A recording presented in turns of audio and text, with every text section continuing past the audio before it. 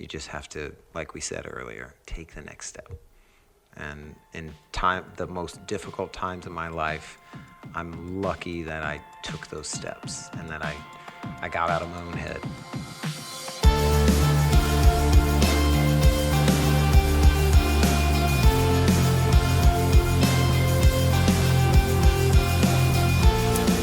All right, what's up, everybody? Welcome to the What You Don't Hear podcast.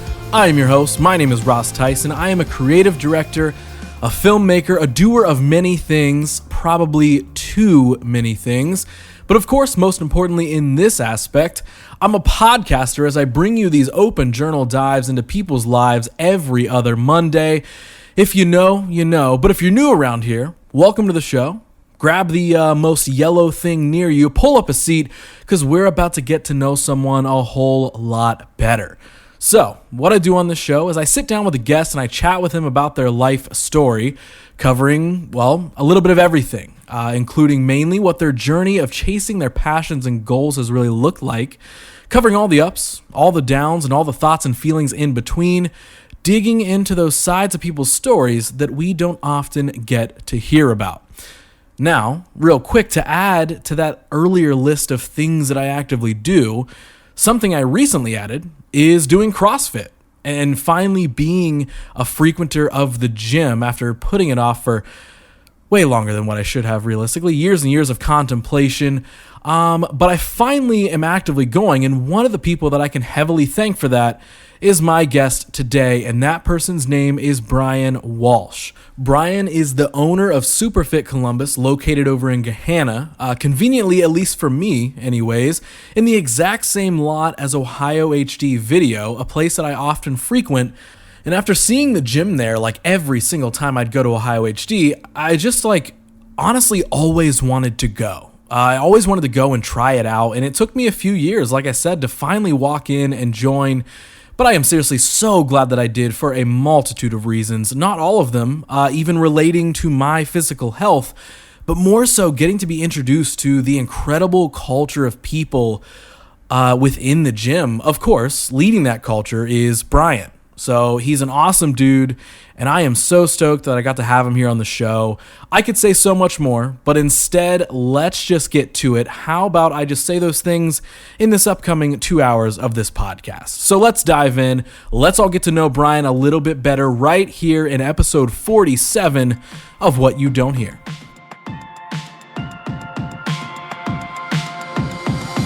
Well, moving forward, our idea is to kind of, again, bring different people in from the gym.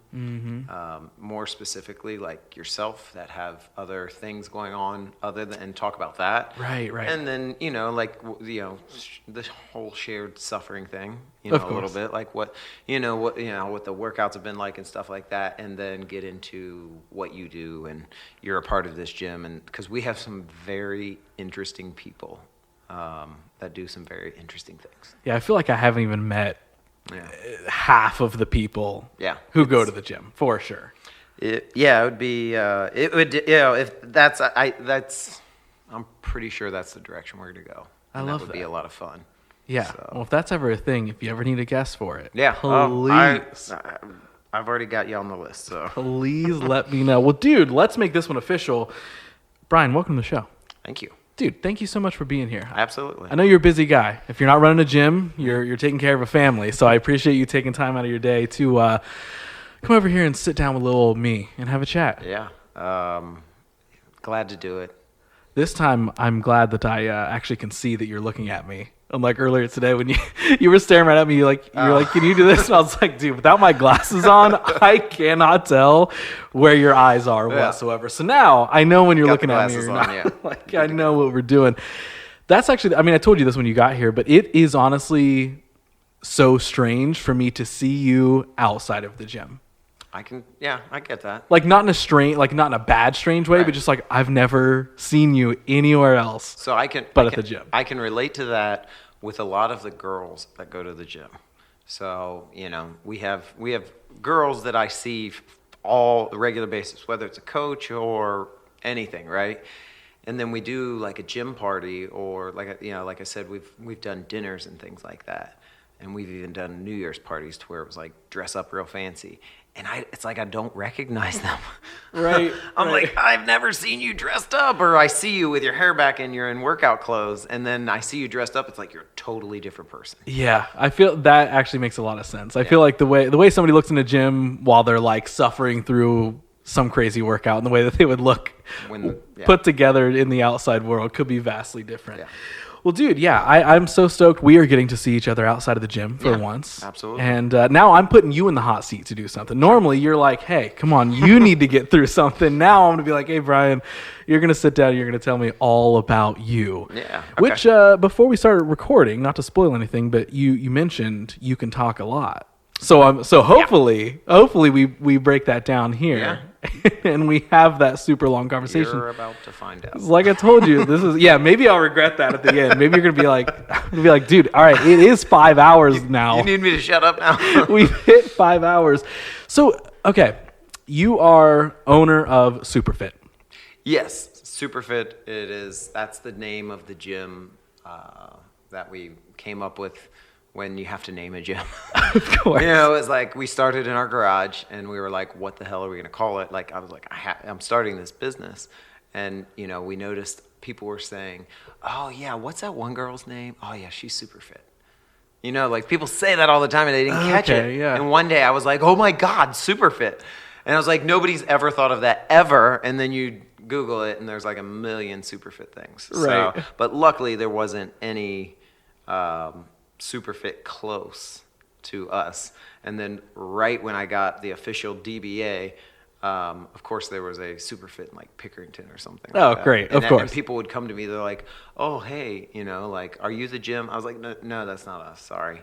And this one time this guy called and he like, this was recent. This was this year. He called and he's like, hey, my son was there and he showed up and your coach wasn't there. And I was like, who do you think we are? You're like and he's like, this is the SuperFit in Pickerington. I was like, oh, I'm sorry, dude, you have the wrong number. And he's like, oh my God, I'm terribly sorry. But you were like, but if you would like a different gym experience, come on in. I'm like, well, yeah, that one didn't work out. We could, yeah. Hey, you want to give it another shot? So there's another SuperFit. So they're still around, but ultimately we're, again, we are a CrossFit gym and our CrossFit name is Cross Fit Gahanna. So SuperFit Columbus, home of CrossFit Gahanna. I know it's a really long title. I'm working on changing it because I'm tired of saying it. I'll make that the whole podcast title here. There you go. Like Brian Walsh and then we'll just add like the whole thing there. So then they'll see the title super long and the timestamp of the episode's like 6 hours, and they're like, what am I getting into? Exactly. Well, so you and I met via me coming to the gym. Yeah. Dom works there. Shout out to Dom. Yeah. I don't know if I would have even stepped in the doors of the gym if I didn't have that like bridge there to kind of bridge the gap. But I was always aware of you guys because you have been for a long time, at least right beside Ohio HD, a place that I frequent pretty often.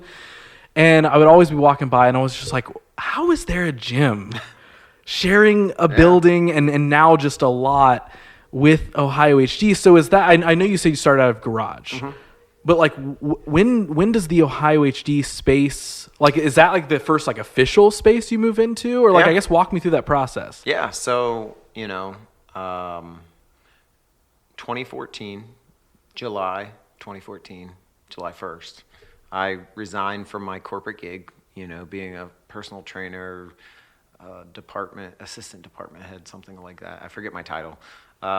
It was super stressful. It was not what I wanted to do. For years, I had clients and people saying you should do your own thing. I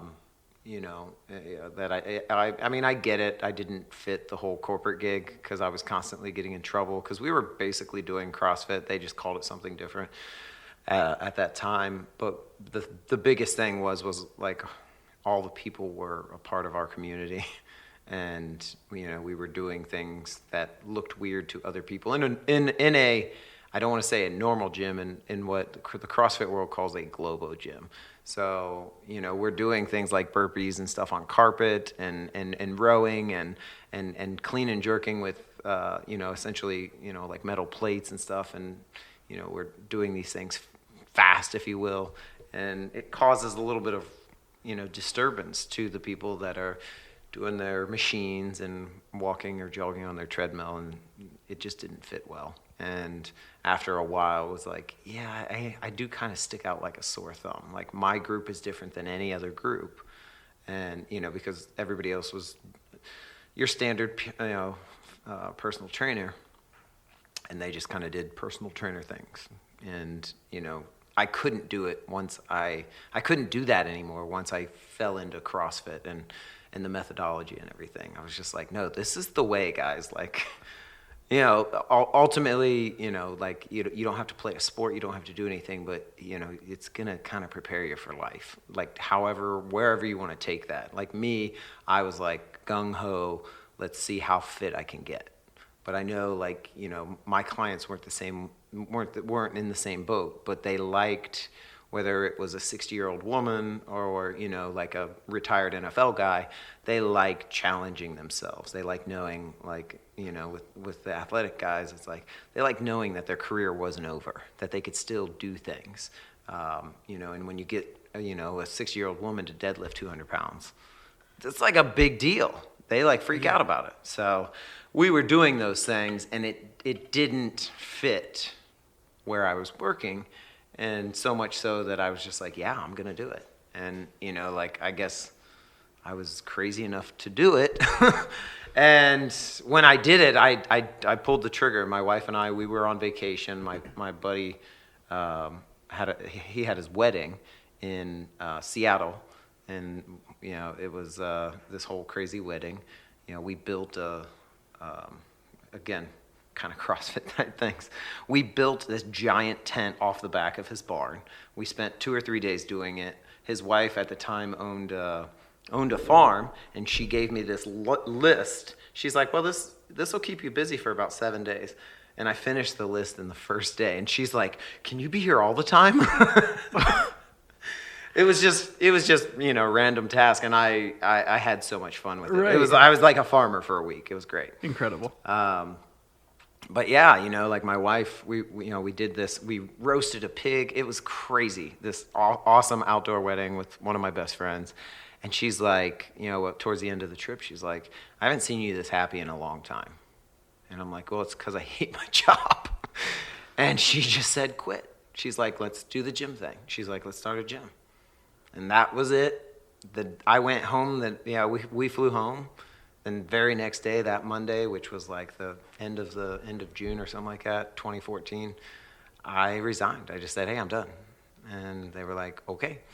And I walked out, and then the very next day, I had a handful of clients. I had to call all my clients and say, hey, look, I can't train you anymore. Right. And then they called me back, and when I was no longer affiliated with that gym, and then they just started calling me and coming and training out of my garage. And that's what we started doing.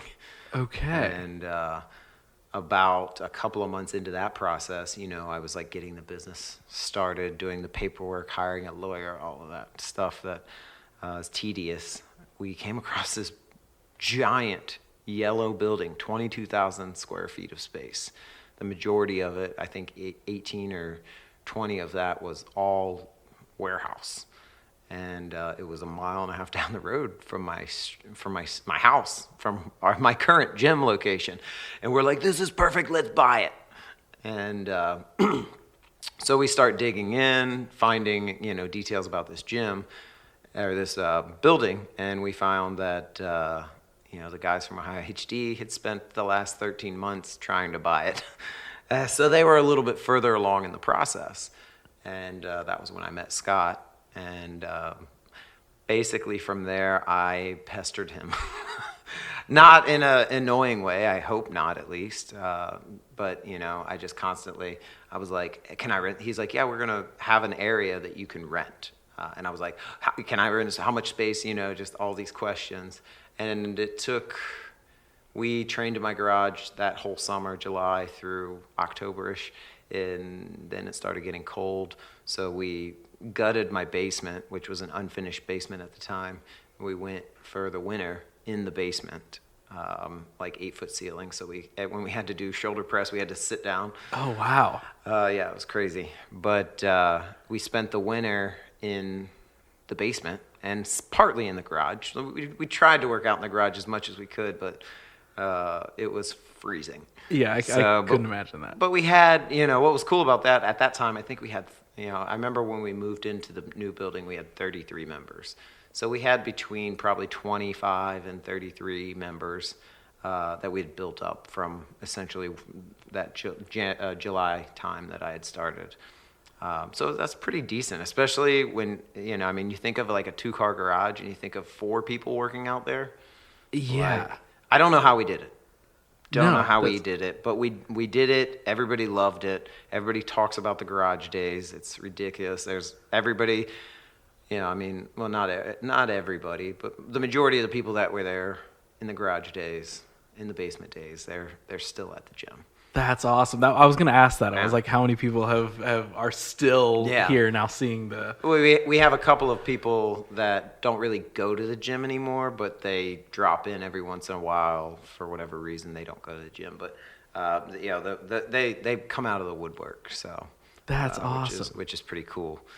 And yeah, I remember it was February of 2015 that me and Scott finally worked on a deal. We went to the bank. I paid him a bunch of money to get this gym. And then nothing happened. We weren't able to move in till that June of 2015. And what a wait. That was brutal. It was like, yes, we're here. And it's like, oh, wait, no, we're not. Yeah, it was brutal. But at that point in time, I remember leading up to that, it was just like, we need that location. We need that location. And that was what was driving me. I was like, we're going to get this location. And then when we got it, I was like, guys, this could be great. And we were gradually getting to that point. And when we moved in, it was a giant mess. I mean, the building sat for like 6 or 7 years. It was a Hostess that's factory. Right. Yeah. So, and we were in the like there's 2 bay doors, one where trucks would enter, and then our door was where the trucks would leave. And there was on both sides, there were these big, basically gutters where all the water and oil were there. So the floors were just disgusting. Oh, wow. We had power washers. We had this powder that you put down that soaked up the oil, and you would just throw it down and brush it out. And we made it happen. I remember the very first workout we had there, after we cleaned the floor like 5 times. The floor was still dirty. Like, we didn't lay on the ground, and the weights and everything were covered in like a red, brownish, dirt. And everybody's like, what do we do? We can't fall to the ground. Right. Because everything was covered, and then so we had to take everything out and spray it down. It was a whole crazy thing, and the floors were uneven. That was a whole fiasco. Like Scott on his side, he leveled it. He leveled his floor, and actually when they did it wrong, so they had to break it all up and redo it. Wow. And I was like, well, I'm not doing that. Yeah, you're like, okay. I was like, no, because it wasn't going to happen. So we just dealt with the floors being unlevel, which is apparently a common thing in CrossFit gyms when you move into a warehouse. Usually because they break the concrete, because the concrete's not meant for that or whatever. Our concrete was 18 inches thick, because I remember when we put a bathroom in, they cut through it and you could see in, and you weren't breaking through that concrete. So even once you got in there, there still was just it didn't become the comfort of like, nice, now there's a dope gym, we get to do all this stuff. It was like, okay, we're in the space, but now we're going to have to keep spicing this place up. And I have a picture of when we first moved in, because we were inside of a 2-car garage, and we had about that much equipment to fit into. Okay. So we had about 5,200 square feet of space when we moved in, and there's like this whole dirty gym, and then there's like maybe 12 floor mats, and then maybe 1 or 2 squat racks and a couple of barbells and a couple of plates, and it's like just in one corner of this what looks like a huge old garage. Yeah. At this point, so that's incredible. So so then we started to get more equipment, started building a rig and bolting that into the ground. That was a whole thing. We painted the gym. I remember I wanted to paint the gym like that bright blue on the Ice Mountain or the Fiji cap. Yeah. Like, I wanted it to be that blue, and I went and got a little sample and painted like a section of the wall, and everybody's just like, no. Everyone immediately was like, this isn't the color. No. I'm like, I saw a gym that it was blue like that. It looked awesome. And it's like, no, you're not doing that.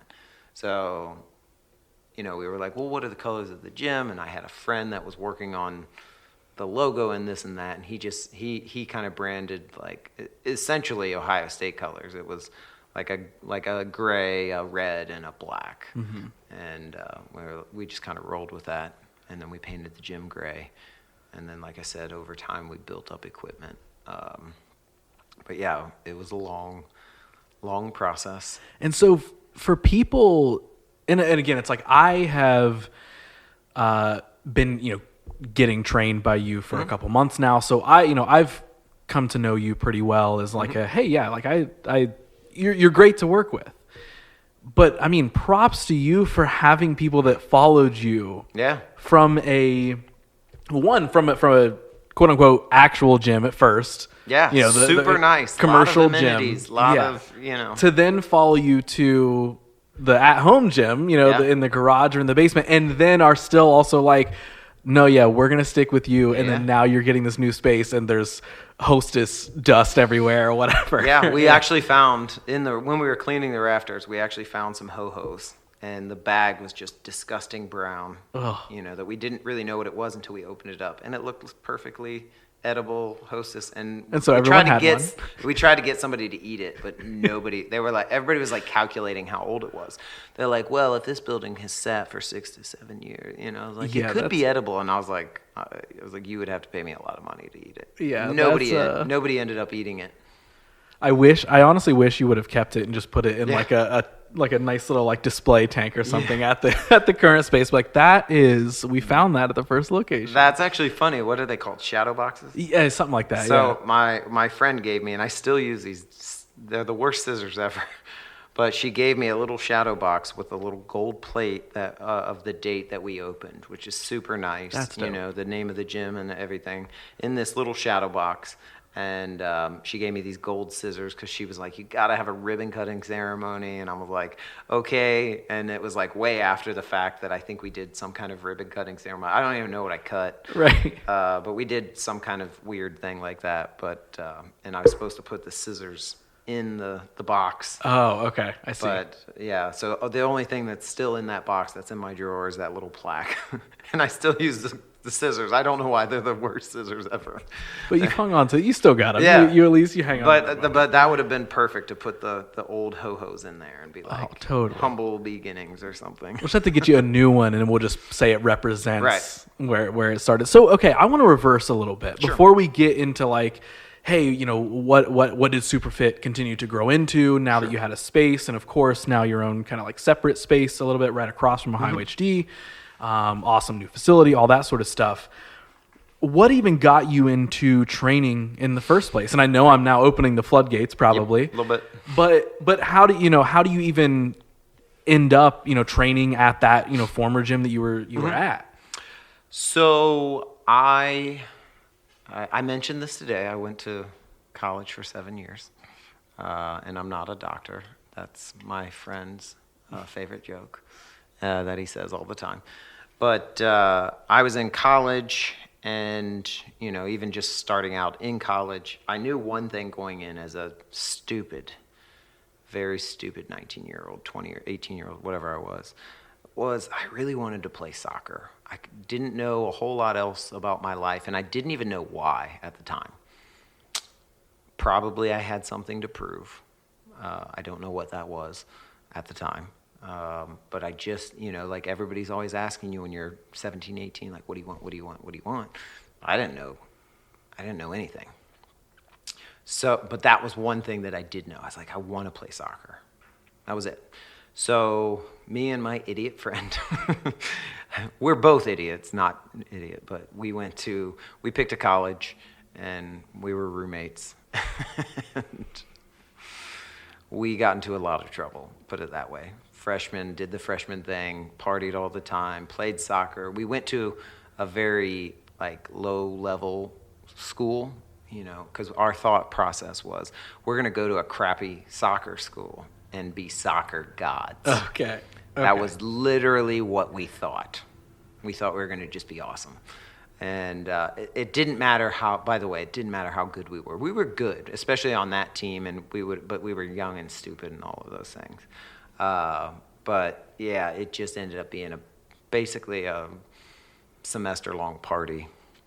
My roommate did not make it. He got asked to leave because our grades were horrible. We got in all kinds of trouble. I was on athletic and academic probation. I was the only one of our friends that got into the amount of trouble that we got into, both at the school and out of the school and all of that, just doing stupid 18, 19-year-old things and constantly getting in trouble. Some of them got kicked off the soccer team. Some of them then got kicked out of school for all of these stupid behavior things that we did. And somehow I didn't get kicked out. They did kind of make an example of me. I can tell you that story in a little bit. But I made it through, and then it was just basically like me, and I had to figure the whole college thing out. All my friends are gone. We partied an entire semester, and my mom and dad are like, if you don't turn things around, guess what? You're coming home. And I'm like, oh, crap. I know that I want to play soccer. That's it. So I hit the books. I think I had a 1.9 GPA my first semester, and then I got a 3.2 the second. I figured the whole studying thing out. I applied myself, all of that. Kind of came up with ways for me to understand, what it was that my teachers were asking. Because to be perfectly honest, even in high school, I just did just enough to get by. Mm-hmm. Yeah. And so, I figured that out. And when that happened, the next year, again, I stayed at that school for another semester, and we had one party. And we were older, and then that party got busted, and again, they decided to make an example out of me. So I was, again, put on athletic and academic probation immediately. Now, I'm leaving out some details of this story. We had a party, okay? It's been so long since I've told this story, so I'm going to give you the short version. We had a party around my birthday, and these girls came to me, and they were like, hey, can somebody strip for such and such birthday? And I'm like, my roommate is a volunteer firefighter. So I had a fireman's outfit. I was like, I'll put that on and come over there. Perfect. So I did. And everybody's like, oh my God, Brian's going to go strip for these girls. So half the soccer team is waiting outside, and I go in and do this whole thing. It was ridiculous. But when you strip, especially when you take your roommate's firefighter, outfit, the guys thought it was hilarious to just take that back to my room, leaving me in basically a G-string.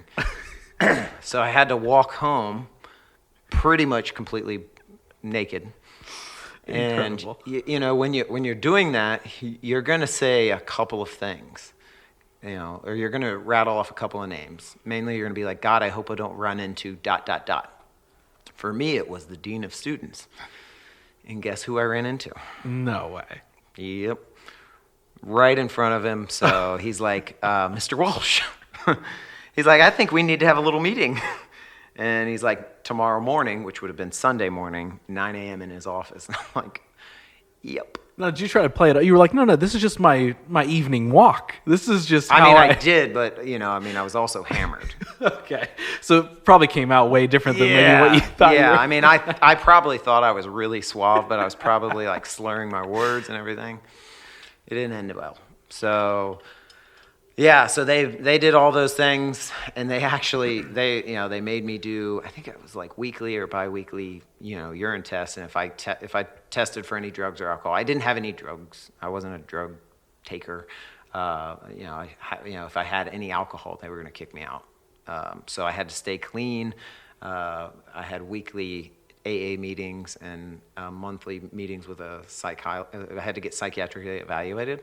Really? Yeah. They kind of threw the book at me. And it really messed with me because I was like young, and I was like, is there something wrong with me? Well, I mean, because all my other friends are enjoying their college career. None of them are playing a sport either.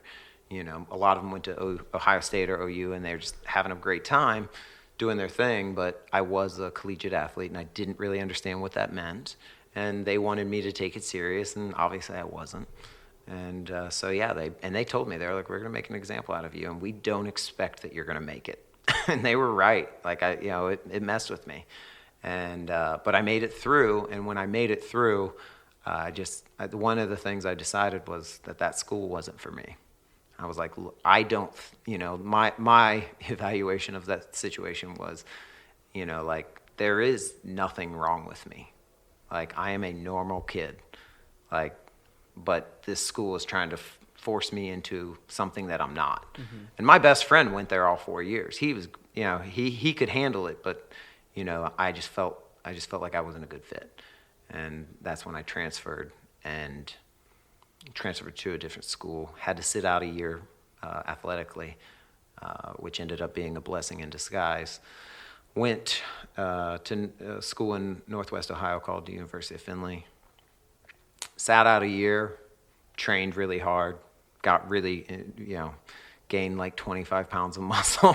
Got a lot bigger, stronger, faster, all of those things. And really just kind of, because life was hitting me hard, just kind of dove into what I really wanted. Just pushed really hard to be as best an athlete as I could be. So I hit the weights hard, and I hit the books hard, and just kind of head down kind of thing. And all at that point in time, when I got to that school, I had to sit out a year, so I knew I had all that time to train and get better. And going into that next year, that was my goal, was to be a starter on that team. And it took some time. The coach really, really made me work for it. I remember the very first meeting that I ever had with him. Because the last meeting that I had, we talked about the first meeting, which he basically said, I don't ever see you playing or starting or being a part of this team. And I said, okay, I appreciate that, but you're 100% wrong. And he's like, well, all you can do is prove me wrong at this point. And fast forward a couple of years, like I said, I had to sit out a year. So I had an extra year of eligibility. In 2002, our team, we were 9-5-3, not a stellar record. But again, I kind of felt like I had something to prove, so I came back for another year. I knew I was going to be in school. I didn't have to play anymore. I basically I played 4 years, even though I sat out the one. I was still part of the team and everything. So I had one more year of eligibility. And with me, we had 8 seniors coming back. So I stayed on, trained, did all the things. And our team, we squeaked into the NCAA tournament. We were a Division II team. They took 25 teams. We were ranked 25th. And we had a 9-5-5 record. And so we go into the tournament, and so every team has a way better record than us. And we made it all the way to the Final Four. So wow. Just a bunch of dudes from Ohio. We had one international. He was Spanish, and he was our All-American. But the rest of us were from Ohio, and we were just rugged, dirty, hungry kids. And we got an opportunity and took hold of it. And it was awesome. It was a special time. I honestly haven't thought about it in a very long time. Like how cool it was that we did that, because thousands of people, hundreds of thousands of people, go through collegiate careers, and just go and play a season, a couple of seasons, and that's pretty much it. Not a lot of them, have any kind of success. So it was really cool to be a part of that. And especially because none of us, up until right towards the end, all we ever wanted to do was just make the tournament, just get into the show, right? And then we squeaked in the door, and it was pretty epic. Both the first 2 games came down to penalty kicks, and we won, rushing the field, all kinds of craziness. And then we played this team it was a school that didn't have a football team. So the fans were like their football fans, and we played them. It was in the middle of nowhere in Missouri, and it was this epic game, and we won 2-1, and the final four was in Virginia Beach, so we were like stoked to go to Virginia Beach, and it was just a really cool experience. Yeah, we got a ring. I mean, that's sick. So okay. For how my college career started to end that way, it was pretty cool. Yeah, and you were making like cognizant decisions and conscious decisions during that of like you realized at first it was like, oh wait, am I kind of squandering what I even wanted to go to college for by just being like, hey, I'm just kind of I'm doing my thing, I'm partying, I'm being a kid, I'm whatever. Right. But then you have that wake up call where you're like, oh wait, now I need to turn this around, and then you kind of see like a benefit of then. So at the end of that, where's your headspace then? Like, and I guess even from just a complete outsider perspective, like what are even the next steps at that point? Like, is it just like, hey, I guess soccer's over, or what is next? So like I was pretty well involved in the soccer program. Me and a couple of guys, we would do these soccer camps that our coach would host, and he would pay us to do that, and we had a lot of fun with that.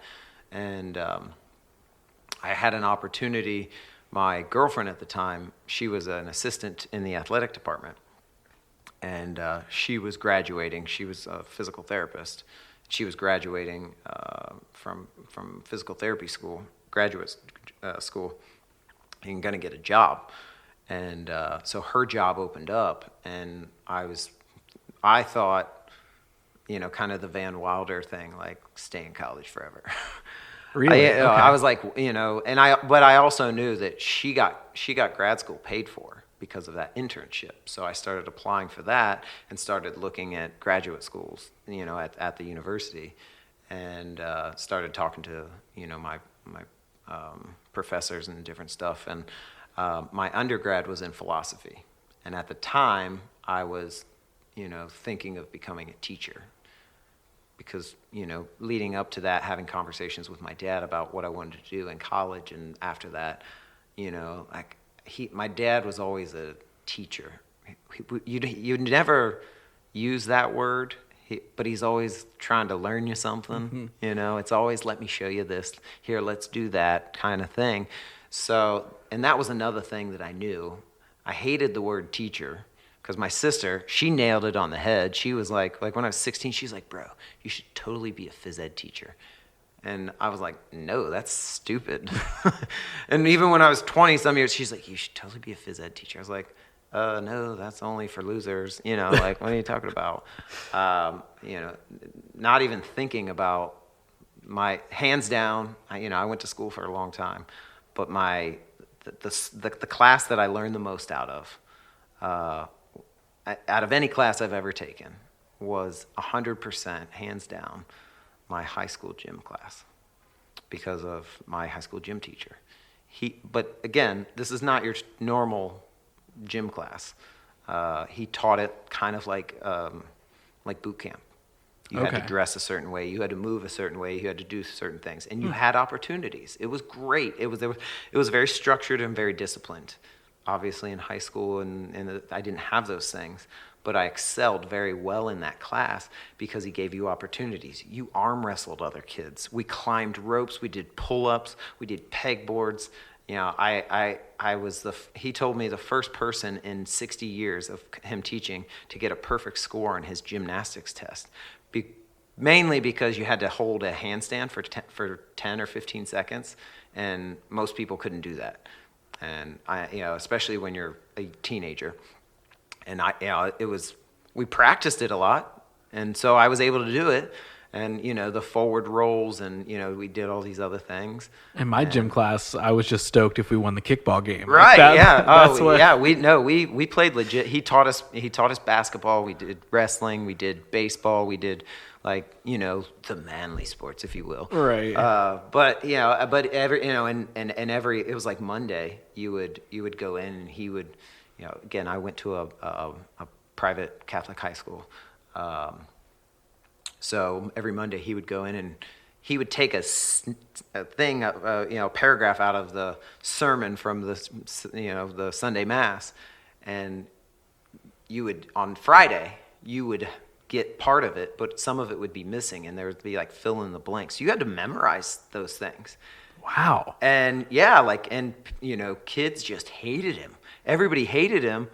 But me and some of my friends, one of my friends who was a basketball player, we loved it. It was great. And, it was because of the structure and because of the discipline, but mostly because of the opportunity. And he always preached those things. He always preached, perseverance, responsibility, and opportunity.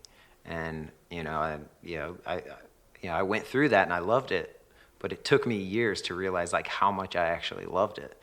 So when I'm struggling with, things like partying too much and not getting good grades and stuff, it was those lessons that I'm like, you're not an idiot. You got to figure these things out. And, that was it. Like I said, my sister was right. I probably maybe should have pursued the phys ed teacher route, but I think it would have ultimately led me here anyway. So right. But yeah. So that kind of translates into when you're getting to like the end of college, or you're trying to decide what you want to do past or. So soccer had given me so much at that point. I don't want to say that I felt like I wanted to give back. I went into it feeling like kind of like teach and coach in my mind were kind of the same thing, right? I couldn't be a player anymore. I actually took a summer and tried out for a couple of semi-pro teams. That didn't end well. I was nowhere near good enough, to be at that level. But I had to do it just for me, And sorry to interrupt your train of thought, but like doing something like that, I feel like it's like super important to hear what's your mindset when you're trying out for even a semi-pro team, but you're finding out, okay, I'm not cut out for that. Like, was it more so like, I just needed to get that off my chest and try it, and now I know? Or was there a part where it's like, no, this is what I'm supposed to... Because I think people can go one way or the other with that stuff. It kind of allowed me to be like, yeah, I guess the way that I kind of worded it to myself was I didn't have anything else, I didn't have the drive to pursue a professional career, to where that was my only thing. I met a lot of people that did. Not only did they have the drive, like the mental just will to be a pro athlete.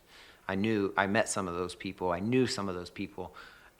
I knew that I didn't really have that, but I kind of transitioned like, you know what, I still know a lot about this game, mm-hmm. and I could help some kids out. So it kind of reaffirmed like, yeah, you can be a coach, like go do that.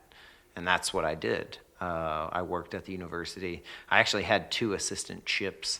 I got paid to be an assistant to the athletic department, which was really cool because we worked track events, which were huge events. And we worked basketball, which at our school was a huge thing, wrestling events, soccer, and I was basically facility management at that point. Learned a lot of different skills and stuff. It was really hard work, but it was worth it, and I got paid pretty well for it too, because you get school paid for, but you also get like a stipend each year, which was kind of cool. And we were living with 5 or 6 people at the time, so in a house that the rent was like $600 or something a month. Yeah. So we all thought we were banking. Right. Like one of my buddies had an internship with up in Findlay. There's a Marathon Oil, so he got a Marathon Oil internship, and he's like got checks coming in, and we're like we bought like kegerators and big screen TVs and stupid stuff like that back in the day. When Guitar Hero came out, so we were right. jamming all that stuff. But yeah, and then I was doing those things, and they allowed me to do also basically be an assistant coach, which I coached the freshman team for a little while.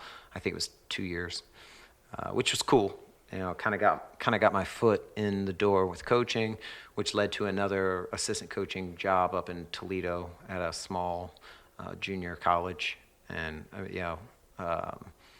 that was cool because I got to travel a little bit and kind of live the life of a soccer coach, and it was fun, But and then I took a few different jobs, being an assistant soccer coach, living that life, doing a lot of clubs and soccer camps, and it just kind of wore out.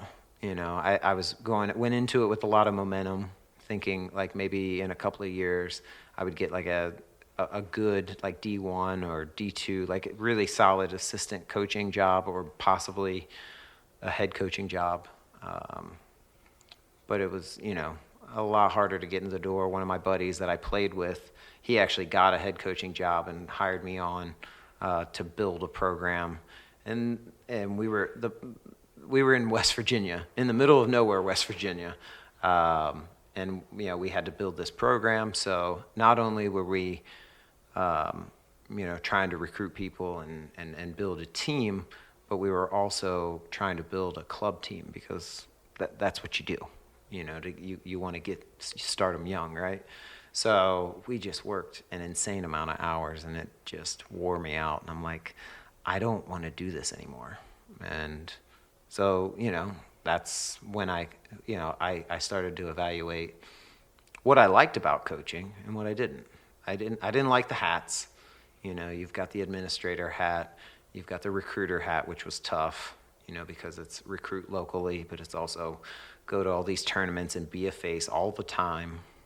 But I liked interacting with the teams, the people. I did women and men at certain points. So I liked teaching them and, like doing videos.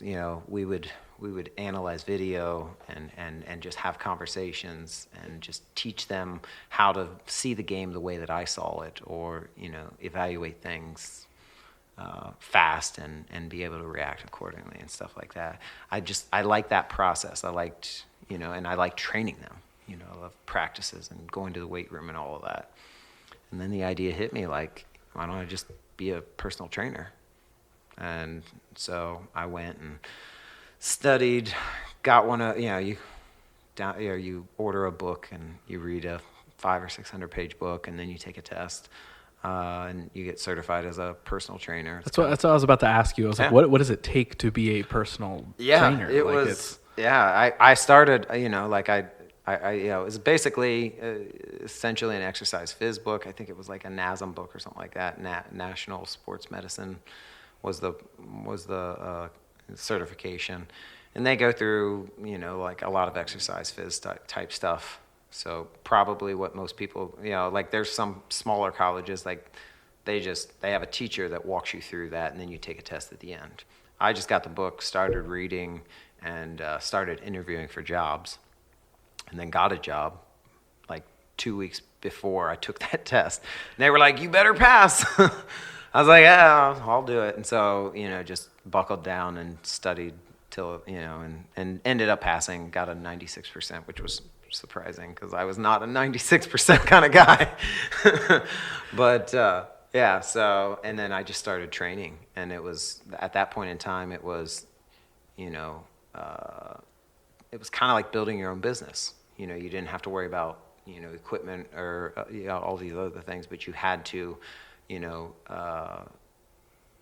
you had to manage your clients and build up that clientele. So you had to get out on the floor, all of those things. So it was a good step, and I got really good at it.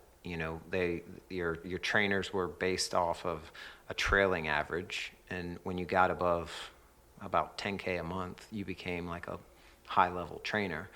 And it took me a while, I don't know how long, a year or so, to get to that level, but once I got there, I stayed there, which was a hard thing to do, to stay that consistent. And Mm-hmm. I did that for just under 5 years, and so the majority of that, I was a pretty high-level trainer, and it was a lot to do with building a community, doing what I do now. Right. They had most of the thing, like, they would do all of their little things to sell supplements and different things, different packages and whatnot. But how as much as I'd just be like, this is what you're going to get, and this is what we do. And it was more about doing it together than it was like, I'm going to sell you $2,000 in PT, and you're going to pay that for a couple of years. Yeah. Every month. Working it more as a personal relationship than a business of like, oh, you're a number to me. I need you to get in here. And some of the people that I got in front of, were, like kind of high level people. And they were just like telling me, you should think about doing your own thing. And I'm like, really? Like when you have somebody that's on their way to be a CEO of a company, telling you like, yeah, think about it. Like you're really good at what you do.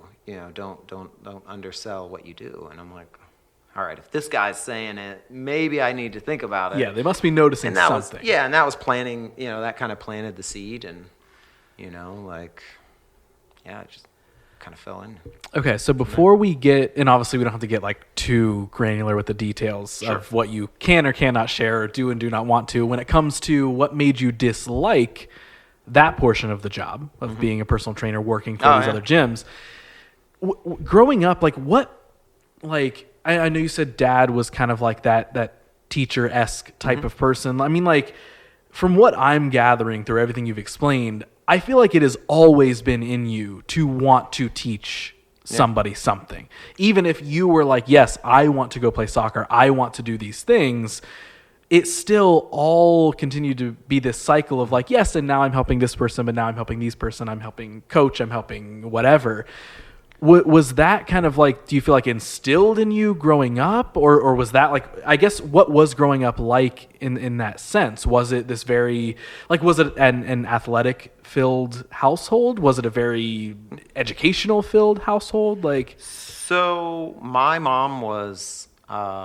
She always worked for like CPA firms and stuff. She was a secretary when I was in like grade school and high school and stuff. So I don't want to say super structured, but definitely a lot of the structure was there. My dad was a Marine, Vietnam vet, came home, became a police officer basically, and was a police officer till right before I went to high school. And then, did other things, but he was, known very much as, a Marine and a police officer. I am very lucky in that, like my mom was kind of tough on me. Like she taught me how to type because she was a secretary. She would, try to, the word immaculate. We went to, this is funny. We went to, again, a private Catholic grade school. Called Immaculate Conception. So for the longest time, I didn't know what the second word meant, but I knew what immaculate meant because my mom would say, she would give us chores and we would have to clean. And she's like, make it immaculate. So that meant it better be like super clean or you're going to have to do it again. So I knew what immaculate meant, and then I found out what the Immaculate Conception was, and I was like, wait, that's the school that I go to. But anyways, like my mom, kind of taught me some of those discipline things, even though at times I didn't really like it. And my dad's dad was the exact opposite. He was like all discipline all the time. They didn't really have that relationship. So my dad had the approach of like best buds, So we were always goofing off and doing things like that. Like we were serious here and there. Mainly the most serious times we would ever have were like talking about sports. And so both of my sisters were athletic sort of, but I was the majority of the athlete kind of, especially as I started to get bigger, my sisters got less into sports and I got more into sports. And that became kind of my identity, that I was the athlete of the family. My dad was a good athlete. Mom, not so much. She was really good at bowling, apparently. And me and my dad are like the worst bowlers ever. Fun fact about our family, everybody but my oldest sister, Christy, is left-handed. So really? Yeah. Okay. So 4 out of 5 are left-handed. So left-handed bowling. Yeah. Apparently I remember watching her bowl. I haven't seen her bowl in years, but she was apparently really good. And I'm like, yeah, me and my dad, we're like, not bowlers, and we're like, this is not a sport. Yeah, what do you do? Isn't it weird how bowling? I mean, it's probably. I don't want to offend any bowlers out there, but I feel like bowling used to be like a bigger thing. So in Dayton, it still is. Amanda, my wife, her dad still bowls in leagues, Really? and I remember a couple of years ago, I was like, hey Mom, let's go bowling. She's like, oh, you can't just go to a bowling alley anymore. I was like, what? She's like, if you're not in a league, or if you don't have like a set time like thing, she's like, you can't just go and get a lane. I was like, wow. I was like, when did that change? Yeah, she's that's like, crazy. it's that crowded. She's like, there's that many leagues like in Dayton, Ohio. Okay, yeah. It's still like this whole thing. And That's like, actually. wow. I remember I used to go. My grandma was a part of a bowling league in Zanesville, and every I think like Tuesday, I want to say, I would go with her. And it was like the coolest thing. So so I was around bowling a lot growing up, oddly enough. So when I was real little, my grandma would be the nanny, and that was actually her name was Nanny, but she was the nanny at the bowling alley. She would basically watch kids for a couple hours, and she would take us sometimes. So I remember it was right by my high school.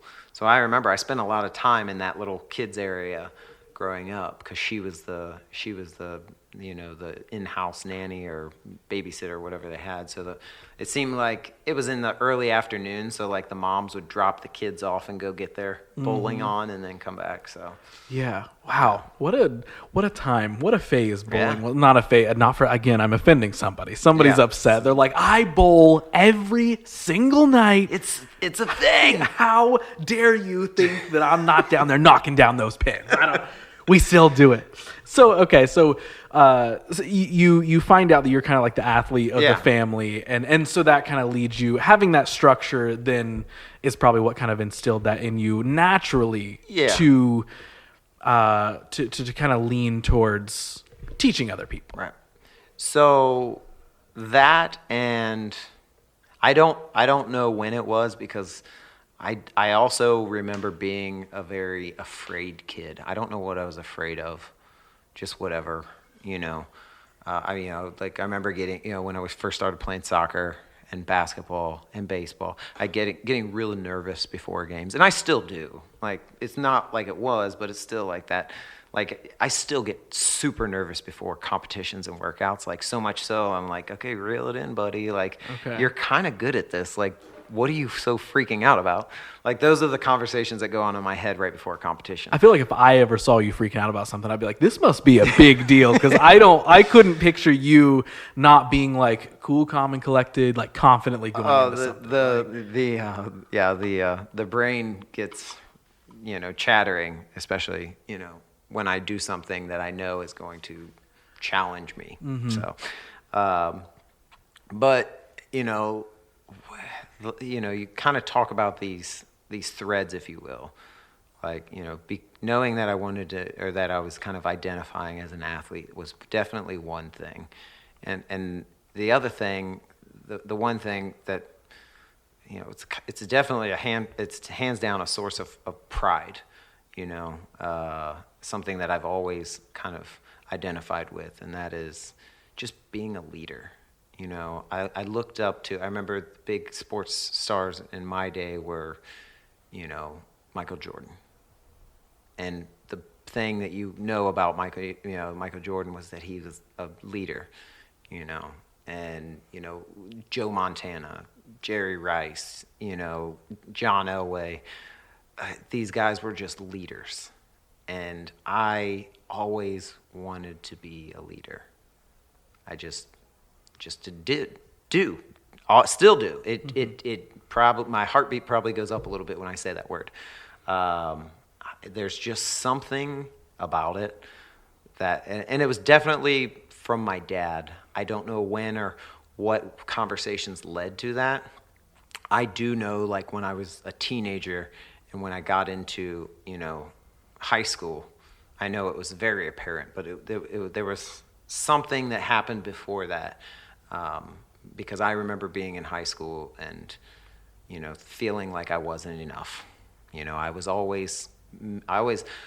my friends, we were all soccer players. My friends, other friends were much better soccer players than me. They got picked for the better teams. They made varsity, they made JV, they made these teams that I wanted to be on, and I always got kind of missed out on those early on, and that hurt a lot because I identified as a good soccer player, and I felt like making JV or making varsity by my sophomore or junior year or whatever was a big deal, and it was something that I wanted, and when I didn't get it, it crushed me a little bit. And what was really cool about that were all of the guys that made it, again, close friends of mine, played on their teams. They never understood. They would always be like, they always wanted me on their team, and it wasn't because I was good. And we had conversations about this. It wasn't because I was a good soccer player, because no matter what my mom says, I really didn't have that much talent. I was a good athlete, but as far as soccer was concerned, I didn't really have that much talent, but I never really needed it. I did have this strong will to play, and the second or maybe even the first thing was that leadership quality. When things go bad, I'm at my best. That's probably why I like CrossFit. When shit gets bad, sorry, I didn't mean to cuss. You can say whatever you want. But when shit gets bad, I get really good most of the time. Yeah. Obviously, I picked up an injury in my last competition, but I want that to happen. I want something to go wrong. When we're down in a soccer game, that's when I know we're gonna win. Like, I could be trying to dig too deep here. Sure. But hearing all this, like, do you think that some of that almost subconsciously is what you took into early years of college with you, where almost you were like, and this is a strong word, and I'm just now hearing the story, so me saying this like might not make any sense, but like, do you almost feel like in a way, like the partying and all that sort of stuff of like, hey, I'm here to do this thing, but I kind of want to be this way. Like, do you think you were almost purposely in a roundabout way self-sabotaging? Yeah. So there was like a different new type of challenge that like almost had to make you unlock like the real key, you know what I mean? Where like, that is actually a very, very good observation. And it's something that I think about a lot because I think of my son and not having to go through a lot of the troubles, but still getting the knowledge and the experience without just, a lot of, obviously the heartbreak and stuff like that. And I'm sure there's loads of dads that, do that. I don't want to shelter him. I don't want to say don't experience these things, but you think a lot about when you have kids, you think a lot about like how can I give them, what I know without them maybe experiencing every single thing that I did. Maybe they could learn it a little faster or something like that. So, yeah, I think back to a lot of my dad's, my dad kind of,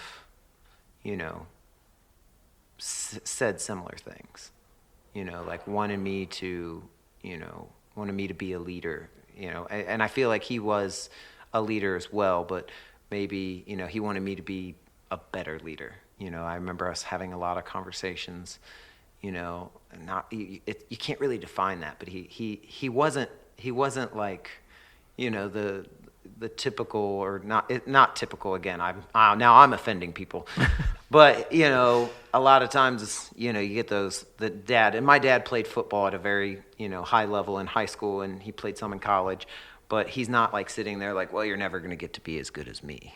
He never said that. Not that any dad does, because I'm pretty sure most dads say the exact opposite. Like, you need to be better than me. Right. And, but for us, that's a thing in itself, because my dad let me play any sport that I wanted. He had a dad that told him, you got to play football and you got to be a Marine and all of those things, very, kind of like that. And so he did those things. And probably never really got the love from his dad that he needed. I have never, one day in my life, ever questioned if my dad loved me. Lucky to say that, I know. But, never question that. And if you think about it, like when I think about it, like he never forced me to play anything. I remember, I was just telling somebody this, because our coach Alejandro, he's coaching baseball. And I was like, well, I ultimately quit baseball. I didn't know how good or bad I was, but when I played, I'd play center field and I'd bat first. So if I got on base, that was good, obviously, and I could get on base if I hit the ball, but I wasn't a very good hitter. And, but I was left-handed, so I could also just make contact and hit the ball to the third baseman and then outrun the throw to first. But I wasn't good enough to put all those things together all the time. But, like there was a lot of standing around, a lot of sitting, and I would sit in the outfield.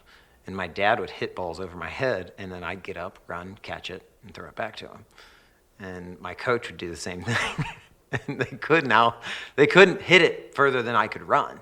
So I remember being a kid being like, well, why can't I sit? Because I don't want to stand. It's boring. And at least if I, sit, I'm going to catch the ball if it comes to me anyways. So there was a little bit of a disconnect there. So, being a little bit inactive in baseball was not a good thing for me. So that's ultimately why I quit those sports and played things like soccer and basketball, because they were constant action. Right. Okay. I kind of needed that. But anyways, like my dad let me choose soccer. He didn't say I had to play baseball. He didn't say I had to play anything. He let me choose soccer. And then he also, in his own way, kind of let me be whatever kind of soccer player I wanted. And that was a soccer player that, like in soccer a lot, it's real easy. When you practice a lot on your own, even outside of your regular practice, everything. And when you do that, some of the best players in the world did that and became very good.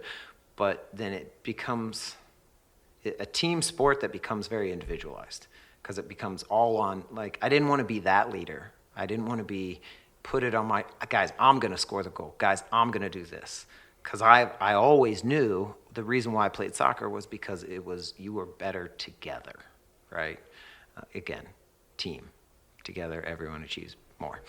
I just always ascribed to that. And, and that's what so I just did the things that I thought would lead me in that direction. And another thing that I have is a big mouth. Not so much anymore. I can yell here and there, which I feel like from yelling all those years in soccer, like I don't have the projection that I used to have. But I was the kid at 13 years of age that every soccer tournament, I know there was all these parents, they're like, oh, great, that kid's playing again. Because I was on the field, and you heard me 3 fields over, and I just never shut up. And, and it annoyed people. Like, when I played really good guys, they're like, God, would this guy shut up? That's funny. That was me, because I knew how important communication was. I was also a defender. I didn't say that. And back then, it wasn't until, a little bit older that, you got the captain badge. That was a big deal too. And when I got that, I loved it. And when I didn't, I struggled. But I also didn't get it in college. And I remember, our coach brought us in, and he's like, I'm going to make a junior a captain. He's like, I'm going to give one senior a captain band, and I'm going to give a junior, so that the team, that's what you do. And everybody looked at him. We're like, Coach, we don't care. We're going to still lead this team. Like, we don't need a band to lead that. And, you had 8 guys saying the exact same thing. Like, we don't care who's the captain. Yes, he's going to be here next year when we're not. So, yeah, of course he should be a captain. And he's one of the best players anyways. So, absolutely, make him a captain, because we're still going to do what we do. And,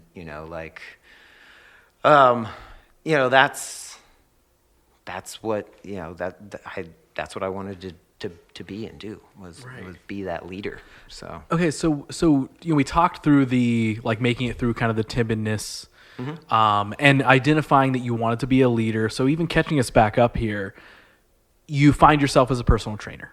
You're out of everything else with college or soccer or whatever. You now find yourself as a personal trainer, and you keep having people tell you, hey, you're pretty good at this whole, for lack of a better term, leadership sort of thing. You got a knack for figuring this out on your own. You should. And I know you kind of already told the story earlier, but what were those like driving forces that eventually lead you to say, you know what, I'm going to actually bet on myself completely and dive out on my own and not have the, because that's hard for a lot of people, not have the structure, that backbone skeleton, of a job that in which you work within. Even if you're kind of doing a little bit more on your own, you're still within a system, right? So when you're leaving that system, that's a big leap. Like, what were the things that led you to finally being like, all right, time to bet on myself? I mean, that's kind of a tough question, but like internally, I guess when I made that decision, like number one, when I made that decision, I remember when I resigned from my job, number one, I didn't tell my mom right away. Didn't want to hear that, but, like I had this tremendous relief. Like I literally had an elephant step off of my chest. And I hadn't felt that in a long time. I didn't know how much pressure I was under and how stressed I was until I didn't have it. And I was like, whoa, that's telling me something. That's telling me that I'm going in the right direction. And from there, there was a crap load of work to be done, but and super uncertain future. I wasn't even, so we were just about to be engaged. So we had bought a house and, we got engaged in October of 2014. So, super unclear of what the future was going to be, really, like starting a business, getting married, all of that. But I never had and I still don't have a doubt about what I'm doing. Like not even the slightest. Like I'm not saying I could, the gym couldn't fail, but I just never had that, like, I guess maybe the what if, or, some people that, like I know loads of people that, they're, oh man, I wish I could do what you do, that kind of thing. If they were really, like I'm the type of person, I'm just like, if you were really serious, you'd do it. Yeah. And when I was talking about doing it, I got frustrated that I wasn't. And so much, with other people that love to talk about it. Like, yeah, we could do this. I was talking with other personal trainers, and they're like, yeah, we could do it together and this and that. And I'm like, kind of looking around the room like, you motherfuckers aren't going to do this shit. Yeah. Like, yeah. I am. Like, I was convinced then, 2 years prior, I was like, I am going to do this. You and I are very similar in that way. So, yeah. And, like, I don't know, I don't know where that came from or if that was like kind of a continual thread, but, as much as they say kind of go with your gut, it was 100% gut. You know what I think a lot of that is, especially when you're having those conversations with other people where it's like the ideas of everything sound so magical, right? It's so fun to talk about ideas, but then when you sit and you say that in your mind of like, you're not, I don't think you're really going to do this, but I need to figure out how I can. And just like you said, anybody who tells you they want to do anything, you're like, no, you totally can, but are you? Do you really want to? And I think a lot of that comes down to, and this is something that I have heard as a running thread through the story so far, is you always, even if it was coded by a lot of other things or distractions, everything kept kind of resetting to your core wants, needs, and values. Mm-hmm. And I think that's what a lot of people don't identify when they want to chase after an idea or a goal. Is it's not like you can't mold yourself to become the thing that you want to be. I'm sure there's people all the time that probably make complete 180s of who they are. Right. But that still, I think, comes from a tiny bit of something deep down inside that says, yes, you will push yourself towards this. Mm-hmm. You will push yourself to figure this out. So I think because I have a lot of those conversations with a lot of people. Mm-hmm. And I'm somebody who gets very, very excited when people tell me they want to do something. Because I'm like, yes, here's 100 ways I think you could do it. And if you ever need help, here's how I can help, or I can introduce you to this person, like this and that. You know what I mean? Like the moment somebody tells me they want to start a gym, you're one of the people I'm going to be like, go talk to Brian. Yeah. Just to pick his brain. Because like I love seeing people put stuff together and make it happen. But when you don't see those things happen, for so long I'd be like, well, but why? Why not? Why? And it's not that they're not good enough or talented enough or skilled enough. To me at least, I don't even think it's a lot of that stuff. I think it's who they are in their core. Yeah. Because just like you said, you knew that no matter what these challenges were that were popping up, you always knew you were like, no, I'm going to do this.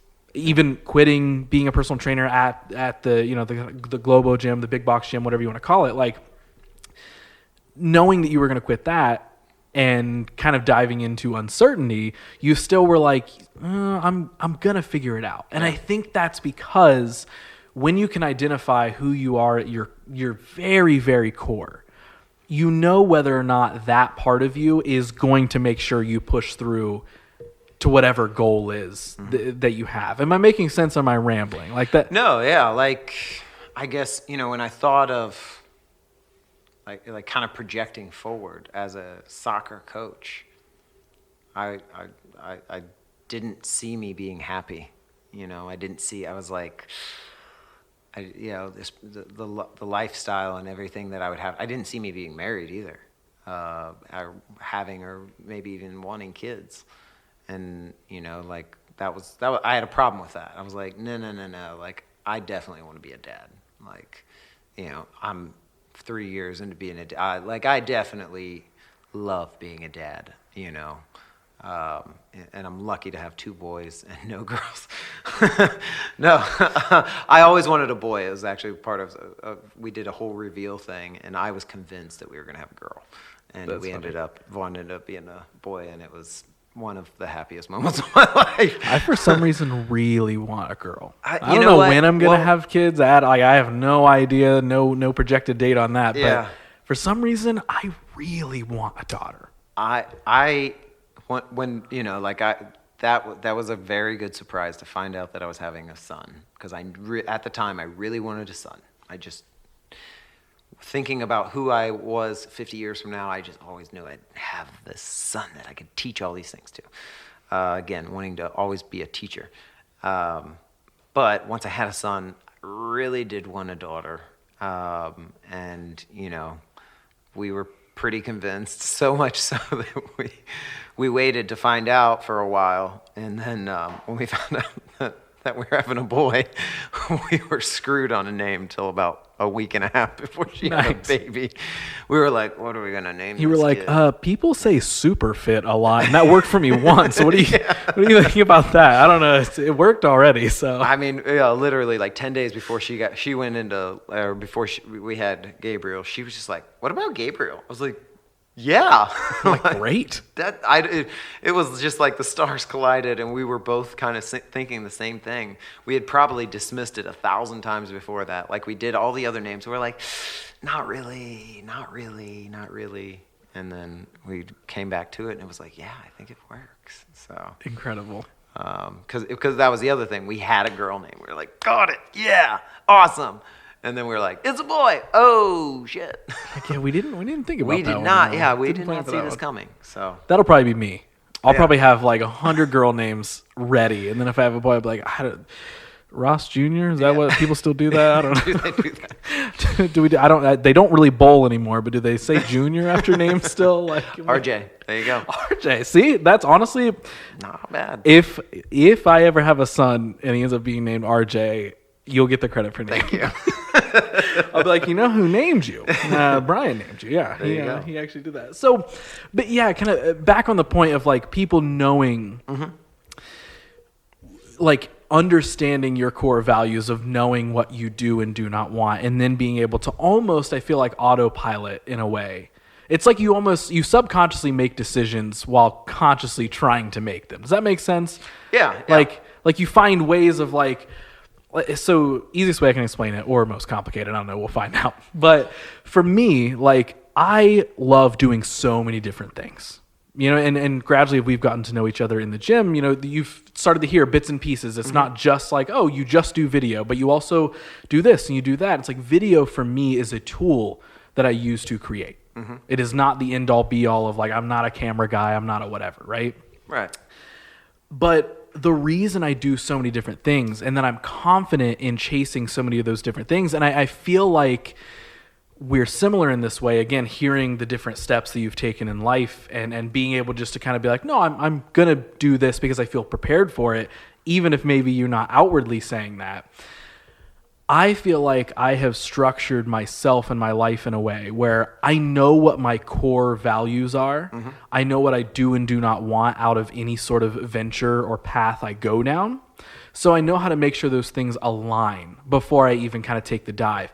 Even if I'm taking a chance, I still am confident enough in myself and my ability that I'm going to mold it and morph it into the thing that I want. So on that note, it's like I can sit and I can do a podcast, or I can do graphic design or photography or video, or write this, TV series, or write for a movie, or help somebody brand their business, or help somebody make a marketing plan. Like, all of those things kind of sound so scattered and strange, but my core, I understand how I'm the piece that links all those things together. Right. So if and when any of those things either stop working or one of them starts to work really well, I know how to then position that into the entire web. You know what I mean? To where, something you said earlier is what even made me think this is when you're talking to those people and they're like, oh, I want to be, let's just say, personal trainer.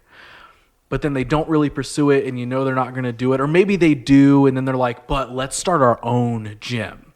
And then you're like, okay, like I would love to see you do that, but I'm not really seeing you make the decisions and choices that lead you there.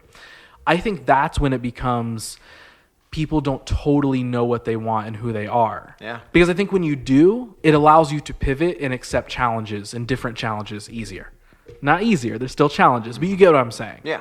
You were able to change from, being directly an athlete on the teams to maybe being a team captain to then coaching some teams to then being a physical therapist or physical trainer or whatever, and then also helping, develop these systems with the team. It's because you understand what you can give to all of these things. And I think that's what a lot of people miss is they want to do it because it sounds cool.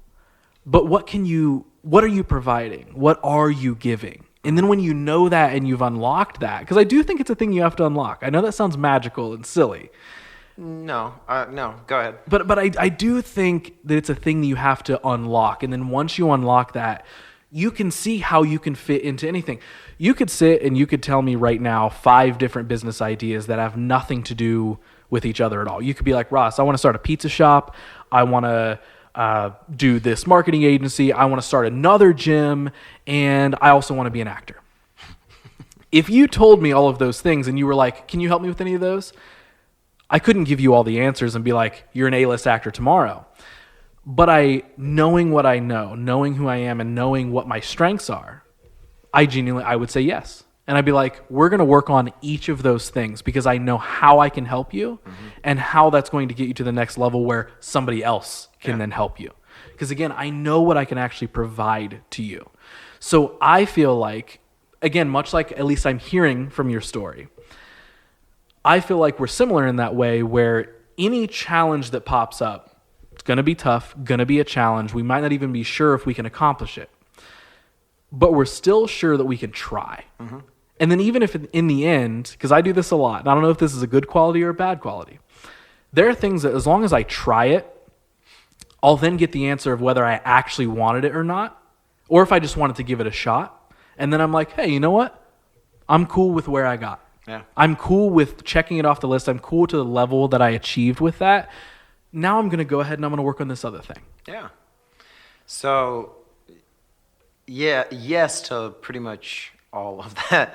The thing that, I guess my challenge is trying to maximize the things that I'm good at and then get other people or have other systems to do all those other things, So that's where my current challenge is because I'm I really know the things that I want to go after, the things that I want to accomplish, whatever they may be, you know. And you know, my goal is to now get get the right people, or like I said, get the right systems so that I can do more of that. Yeah. You know, being a dad, being an athlete, being a business owner, being a good husband, those are top priorities for me. And obviously, also just enjoying your life is high on that priority list. So, and not being stressed out. Yeah. So,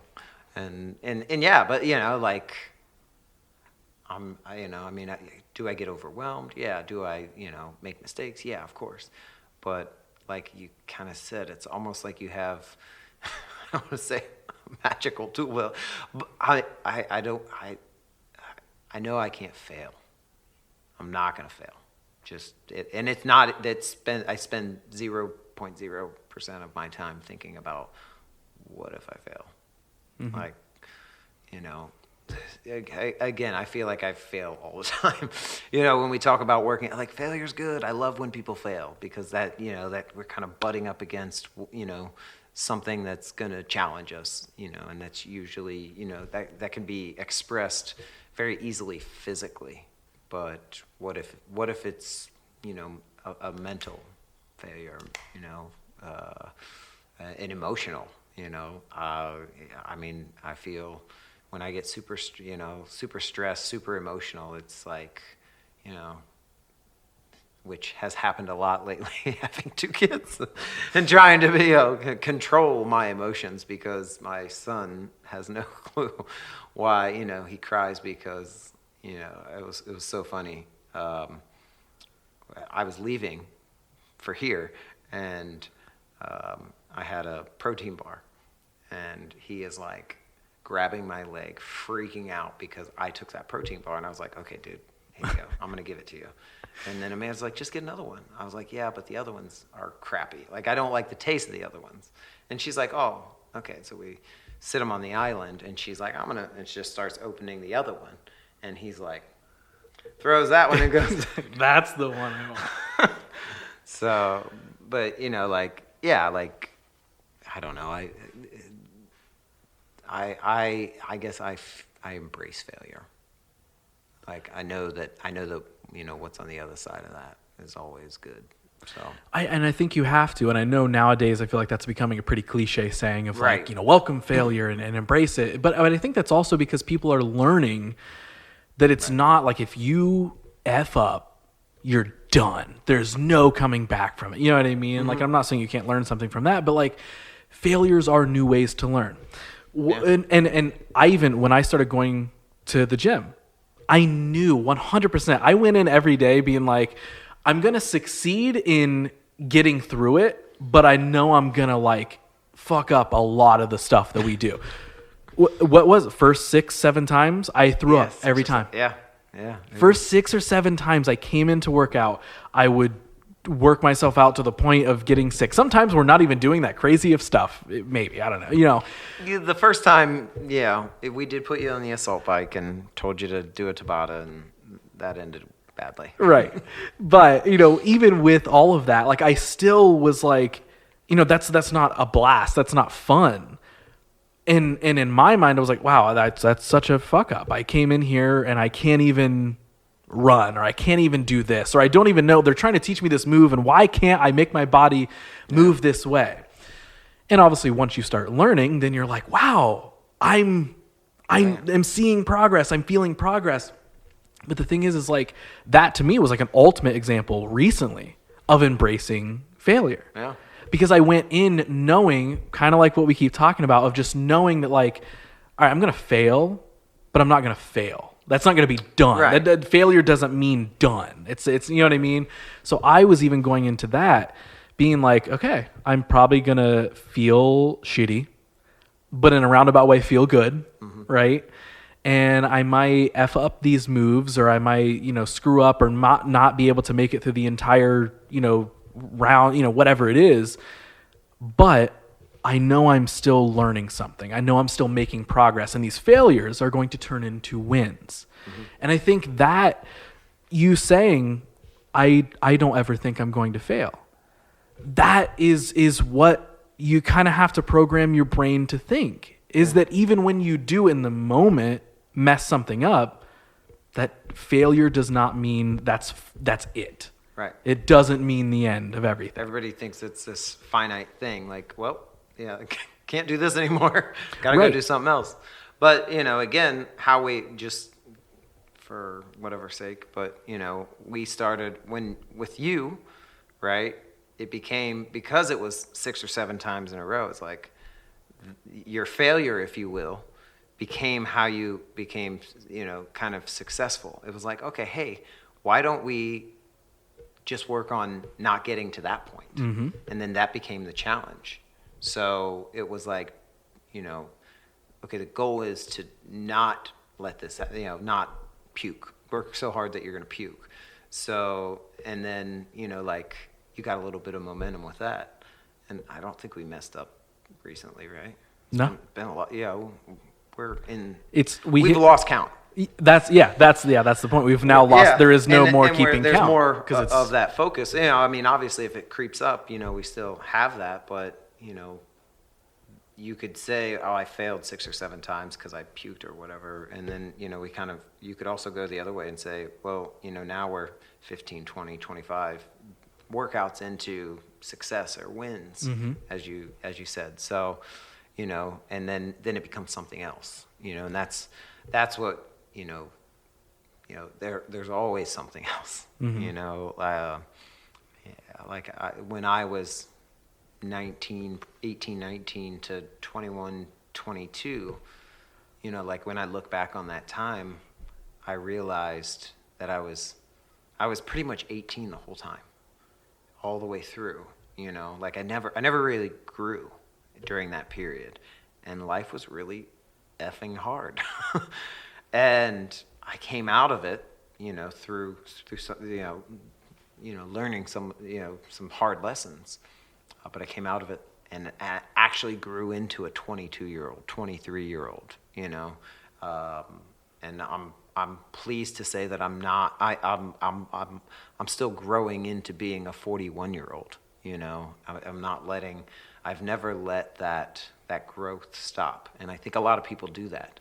Yeah. A lot of people are in that very kind of like adolescent thing to where they're like, no, I'm this. This is my skills. This is what I do. This is this, and they never kind of grow from that. And I'm like, like that's what like you said, you want to kind of train that mindset out of it. It's like, no, you can be so much more. Like I know that's tough to see, but you don't have to see it. Just take the next step, right?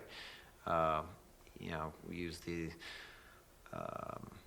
eat the elephant one bite at a time, right? You don't have to think of the whole elephant, but if you take one bite, you'll eventually eat the whole thing. Right.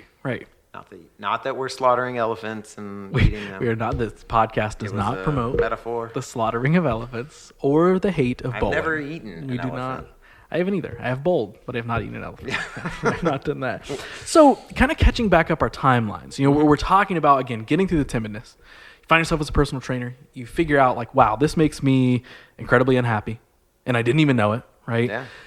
But again, this common thread that we keep talking about of being sure of yourself, having the confidence in knowing that you can try something, and that even if things mess up or even if things get difficult, you're not accepting failure as the final answer or option. Right. So you explained it earlier how you move it into your garage and basement during the winter, then you finally get the building with Ohio HD, which still is so wild to me that they were in the midst of securing the building, and it was the exact same one that you were like, no, I think I want this, and then somehow it was 2 different parties who were awesome people and that came together and was like, oh, no, we can work this out. We can make this work.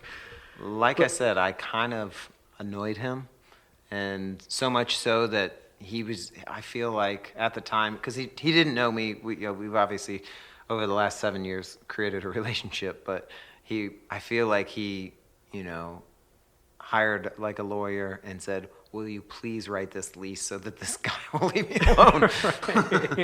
Because it's like, we'll go in and figure these things out, and we eventually did, and it was never it was definitely we'll figure this out, because we were next door and they would sometimes shoot sound and we would have to not drop weights. And, obviously from my business side, that sucked. And from their business side, it sucked. And, we started once a year, or twice a year, something like that. We started having lunches, just checking on each other.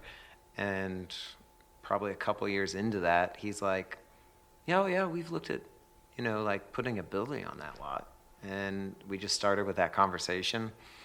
Like I remember the early drawings and all of that, the different renditions that we went through and whatnot. And it was really cool to be a part of that whole process. And Scott obviously made me as much of in that process as possible. And it was just cool. And saw it from the ground up. I remember the day that they came in and they just dug the outline of the building, and everybody's we're all in the gym looking, and they're like, is that how big the building is? I was like, yes. Because it was a giant rectangle basically, and they're like, do we get the whole building? I was like, well, not the whole building, but the majority of it. Right. So it was like a million questions every day. And as I remember being there when what they did was they built the building over this dirt, and then they did all the piping and everything, and then in the middle, they put plastic around the bay doors all through the building. It just had a wall and a roof around it once they framed it, and they put a heater in there to heat it, because they did the concrete in the middle of the winter, but it was 70 some degrees in there because they had this heater. And the concrete guys were very impressive because they laid it pretty flat. And I remember it was I think it was like October, November of 2019, something like that, when they laid the concrete. Maybe it was later than that, but I remember I think it was actually October, because we were in the open. It was the year that we had the open in October. And the first thing I did was I walked everybody through the snow. It was not snow. Sorry, it wasn't snowy yet, but it was muddy and wet. So it was through the mud, and we peeked into the building. We went into the building, and everybody could see the floor, the concrete and whatnot. And it was really cool to see that. And I was like, this is our gym. I remember being there with a handful of people and saying, like, this is our gym. And everybody's just loving it. It was really cool. Yeah, that's that has become a quiet fun fact just for myself. It matters to no one else. But now that I actively go to the gym, I get to say that I actually was in there before it was ever a gym, because I remember getting to tour the building while it was still being built, and then being like, yeah, this will be the gym portion. I'm like, wow, this is a big space. And now I'm in it as an actual gym. Yeah. So, I mean, what was even that transition like for you? And not like a step-by-step, like how was moving all the stuff, but like even just like the growth of a next step to like, you get in originally, and again, there's dust and there's dirt everywhere, and you've got this amount of equipment for this amount of a space, and now you're getting to grow into essentially your own building, and then filling out that space. Like, do you feel like, are you like, wow, this feels like even more like a home than what it has before? Or is it just like, yeah, this is the next step in an ever-growing process? Like, not at first, like, because we moved in, or started moving in, so April of 2020, we were shut down. We weren't operating at that particular time. Wow, for some reason I thought you were in there before that. We were not operating, like we didn't move the equipment or anything like that. So the timeline kind of went,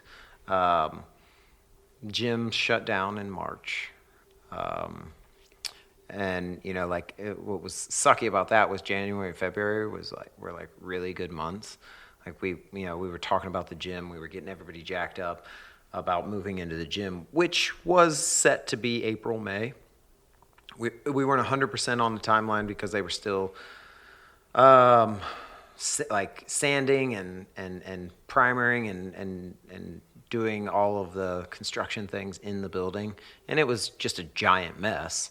at that particular time. And then when they got done with that, I started getting quotes for paint, and I couldn't believe, I was a little shocked at how expensive it was. So they were like, the contractor was like, "Are you going to use my paint guy?" And I was like, "No, we're going to do it." And he's like, he told me this after the fact. He's like, "You guys are crazy." Like, he's like, "I would never." He's like, "Just pay the money." And what he didn't know was I had my, Amanda's stepdad had a professional type spray machine. So, nice. And we borrowed the electrician's lift, and we spent 3 days painting that gym, the gray that you see now. Yeah. And I did the majority of it because I was on that lift doing the high ceilings and everything. And with the sprayer, it went a lot faster. Obviously, if we had multiple. We just told the gym, I was like, "Look, I'm buying pizza and beer." I'll tell you a funny story about that, but I'm buying pizza and beer. We're gonna do this however long it takes. And we went in, we rolled 2 layers of primer and 3 layers of that gray paint, and we paid about half of what the quote was. So I was stoked about it. It was long, hard days, Yeah. But the good thing was my wife was at home. Our son was fairly young, so she could watch him, and I just spent 3 days painting the gym. I remember I put my paint pants on and just got to work every day. It was crazy. But, people came out of the woodwork, and the first day that we had it, it's still a construction site. So when it came, 4 or 5 o'clock in the afternoon, everybody went over. We had a gator at the time, because we painted first and then we moved the equipment. But we had borrowed a gator, so they were taking the gator over and getting beer and White Claws. So that was our first day of painting, and the head contractor came up to me and he's like, "Oh yeah. Could you not drink when you guys are painting?" And I'm like, he's like, "It's still a construction site." Oh, he's like, wow, that's okay. He's like, "That's kind of a no-no." He's like, especially because most of these guys probably have a drinking problem. I was like, "Oh God!" And so I had to tell everybody. Everybody's like super stoked the next day. They're like, "Yeah, let's get this painting done. Let's go," because they wanted to party there. I was like, "Guys, we can't party." You're like, actually, this is just work, no party. Yeah, We took I the was party. like, "We got to take all of it, and get rid of it." And they're like, "What? No, let's." I was like, funny.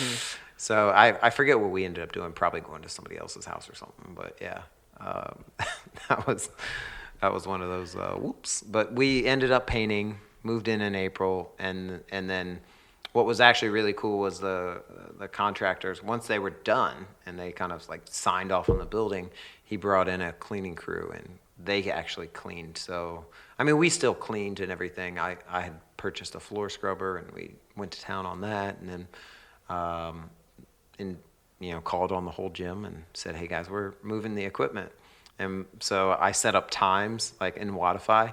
I used our class schedule to do moving schedule. Wow. Okay. And so people just signed up for an hour or 2 hours or whatever it be. And I remember we had them, I think we started at 5 or 6, or not 5 or 6, 6 or 7 in the morning. And we were just like, let's make it happen. So we did, and then people signed up for 2 and 3 o'clock, and they came into the gym, into the old gym, and it was completely empty. They're like, guess we don't need any more help. Yeah. So yeah, we in a matter of hours we moved all of that equipment, all of the flooring, the rigging. Yeah, it was unbelievable how fast we did it. And here I am. I'm like, yeah, I'm a part of the SuperFit family. I'm part of the SuperFit gym. I just get the cushy part of I just get to walk into this nice completed building. Didn't have to do any of the work to get it. Yeah, I get all the benefit. It wasn't that, it was a really cool thing, but for most people, I'm pretty sure everybody wanted to work out still afterwards. It wasn't That's this funny. exhausting thing it could have been if there was 3 people. So I know, we've talked about this whole kind of not accepting failure sort of thing of no, I know that no matter what challenge pops up, I'm going to make it work. Mm-hmm. What's going through your mind when you get this awesome new space figured out, and as you're about to kick off this new chapter of SuperFit, pandemic happens, gyms are not allowed to be open, and everything's just at a halt? So, when they closed us down, I remember having a lot of conversations with Scott from Ohio HD, and he basically, he's like, those guys were looking for things to do. We were trying to figure out, so we were all doing brainstorming and this and that because their business was struggling as well because there was no work for them. And I remember, I'm moving stuff into the gym, or we're doing whatever we're doing in either the new space or the old space. And, the contractor was there, and, Scott's in his car. It's like raining outside. And, we had a conversation, and he just said, we're basically something along the lines of like, we'll figure it out. And I was like, that's all I needed to hear. And since that's kind of been he's been really cool with all of the crap that both of our businesses have had to deal with. And, he's just like, we're going to figure this out. He's like, I want to be successful. I want our business to be successful. And he's like, I want you guys to be successful too. And, with the amount of stress that can come with not only owning a business, but owning a business in the time that we are in the last 18, 19 months, whatever it is now, to have that kind of support is pretty awesome. Mm-hmm. So kudos to that guy. Yeah. Major shouts to Scott. Scott's awesome. Yeah, greatly appreciate our relationship, and looking forward to keeping that strong.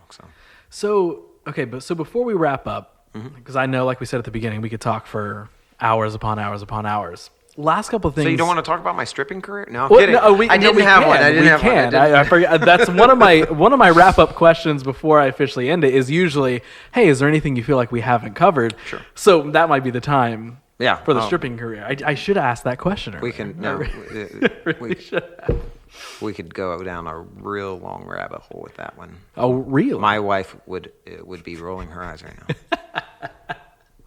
So here we go. Before we get to the stripping career, and this is such an open-ended question, but like, what is it like to now sit and be like, I own a gym, a physical space, going from just a personal trainer at someone else's space, as nice or convenient as that can be, realizing like, that doesn't really make me happy. I'm not really getting to do what I want to do. You built up, your own clientele, your own culture, basically before the place even existed. Like, how does it feel now sitting and being like, oh wow, I get to walk into, because to me, that's so cool to see. Mm-hmm. Because the way that I think about any idea, I'm always interested in doing anything. Even, again, kind of the core thread of like, I always am like, oh, that'd be cool to do. Even if it's not like the main thing I want to do. Mm-hmm.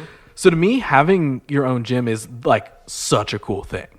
So like, how does it feel now sitting here, having your own gym? Number one, doesn't feel anything like when I dreamt about it and thought about it. I thought it would be this whole other thing. I don't really, that's so far removed from that, whatever it was. I just know it's totally different. But I'll kind of tell you a little bit of a story that happened essentially today. That kind of wraps it up, or kind of give you an idea. Like I don't walk around. I honestly most days kind of forget that I own the gym.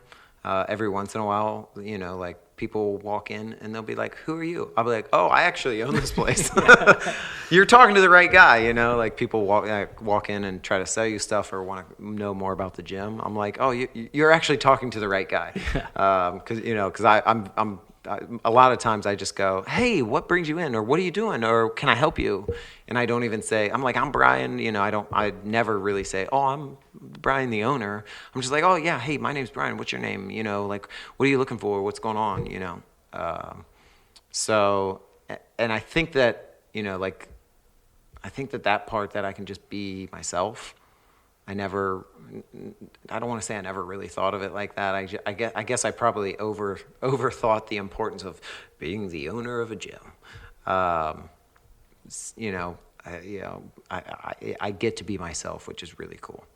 I also get to have anybody that wants to be a part of our gym, I get to have some relationship with. I get to know, about their family, about their occupation, about their recreation, right? You know, a little bit more about them, which creates, you know, some pretty cool friendships and pretty cool connections. And yeah, it is really cool, you know, to kind of at times be like, you know, like, yeah, I own a gym. Like, that's so crazy. Or even if it's just I own a small business and I've owned that small business for 7 years. Like, holy crap. Like, sometimes it's a little overwhelming. But yeah, like, I guess because of all of the you know, every single day, there's one constant thing that has been in the gym kind of driving it, and that's been me and my wife, you know. And there's been a lot of hard days, a lot of hard days, but there's probably been way more good days. And, you know, like knowing that that ebb and flow is going to continue to happen, and just looking for, you know, dealing with the rough days and then having those good days, man, it makes it all worth it. It's pretty cool. Yeah. You know, pretty exciting. And the story that I was going to tell you was, I had a friend reach out to me last night, and he said, hey, I want to drop into your gym. Never been there. Just, we talked about it. You know, his younger brother is one of my best friends. So, you know, he's like, hey, you know, I'm in town for a couple of days. I'd really like to drop into your gym. He's like, but I got to work out at 5 a.m. I was like, yeah, man, you know, come in, blah, blah, blah. Alejandro's the coach, you know, we'll take care of you, this and that. And I was like, you said 5 a.m., right? He's like, yeah. I was like, okay, yeah, you're good to go. So this morning I woke up and just went into the gym and did the workout with my buddy and got to hang out with him for a little bit. So, and you know, when I went there, you know, I knew everybody obviously that was there, and nobody was really surprised. They were just like, oh, hey, you know, you're working out. I was like, yeah, heck yeah, let's do this. And just felt like you know, again, we made between, you know, everybody there, we made a lot of jokes, you know, about me and my shoe choice and my headband choice and my short choice. We talked about the shorts. The shorts were a topic when I was there today. It was a running day. Got to have the short shorts. You're getting me on the short shorts, so I can't. I'm nothing against it. I'm with it. But yeah, you know, to kind of, you know, to be able to do that, I think is really cool. Like in your own business, you know, like I can just be a regular person, mm-hmm. But I'm also, you know, like the guy that's kind of in charge, you know. It's so weird to say that, but you know, secretly I love it, you know, because it's like the success of the gym is, you know, kind of on my shoulders. And if things go bad, I'm like, hell yeah, like I'm gonna be the one to pull this out, just like I was when I played soccer, you know, like. Not that I wanted things to go bad. I love those games when, you know, when things went well and you won and all of that. But, you know, that's not always the case. But I just, you know, knew that I could step up to the challenge, and that's kind of what it feels like at being the owner of the gym. It's like, you know, I know it's my hands, but it's in good hands, you know. Because of not just because of me. I'm not tooting my own horn. It's literally because of the people around me. Like, it would be nothing without the people, and that's probably the coolest thing. Like, like, yeah, okay, it's me. I'm kind of steering the ship or whatever, but like, you know, just look, you know, go to a class and experience who those people are and get to know them and have some conversations. It is more than a workout. It's more than a community. It's exactly what, you know, how I want to, you know, live my life, and, you know, who I want to be, I guess, and who I want to be around. I love that. Okay. And the thing is, what I take away from that is everything you just said. To me, those are all great qualities of a great leader. So I feel like you have for sure found yourself in that leadership position that all along this entire story that we've just told throughout this episode, that you were finding yourself in different versions of, or almost finding, and not really, it doesn't really fit the right way. And now, you're kind of getting to say, you're like, oh, I kind of just get to do my thing with cool people, and I have this cool environment, and I have a cool business. Yeah. And it's there's no part of it that, like, again, even those stressful days, you're like, no, we got this. You're like, we got this, whether it's me, whether it's somebody else, and you're not sitting and tooting your own horn and taking all the credit. Like, those are things that a great leader does. So it's again, it is a we got this, not an I got this. Right. 'Cause my wife knows, when things go awry, I'm definitely the first one to freak out. Right. But I reel it in.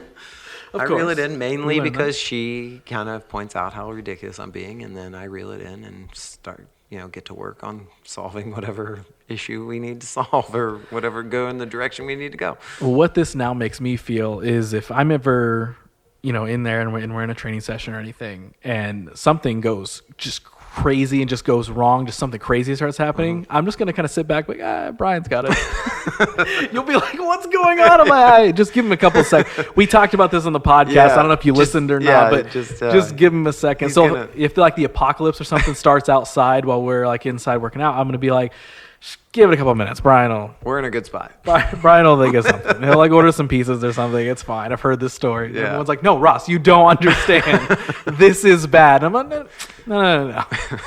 He'll get it together in a second. I really feel good about this. Like, he just ran outside saying, you guys are on your own. Get it? No. He'll be back. He'll be back. And you know what I bet would happen? You would walk back in the door. You'd be like, guys, I got it. Yeah. I know what you can do.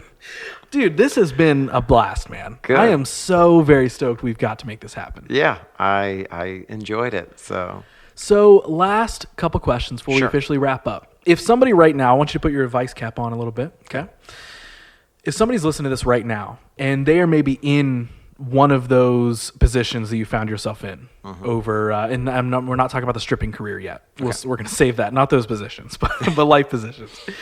Of maybe fighting that timidness or being unsure of yourself, but knowing that you want something more, but maybe not exactly sure how to open that door, or finding that kind of core piece to unlock who they really are. If anybody's battling with any of that stuff, and they're listening to this right now, or if it was me and I was asking you that for that advice, what is it that you're sharing with that person? What are you telling them? So my knee-jerk reaction to that is, like, kind of to tell you in those situations what works for me. Number one was, kind of going back to what I said about my dad was my dad has always had this, and I make this old man like, oh, let me show you something. That's not my dad at all. He's 75, but he doesn't look 75.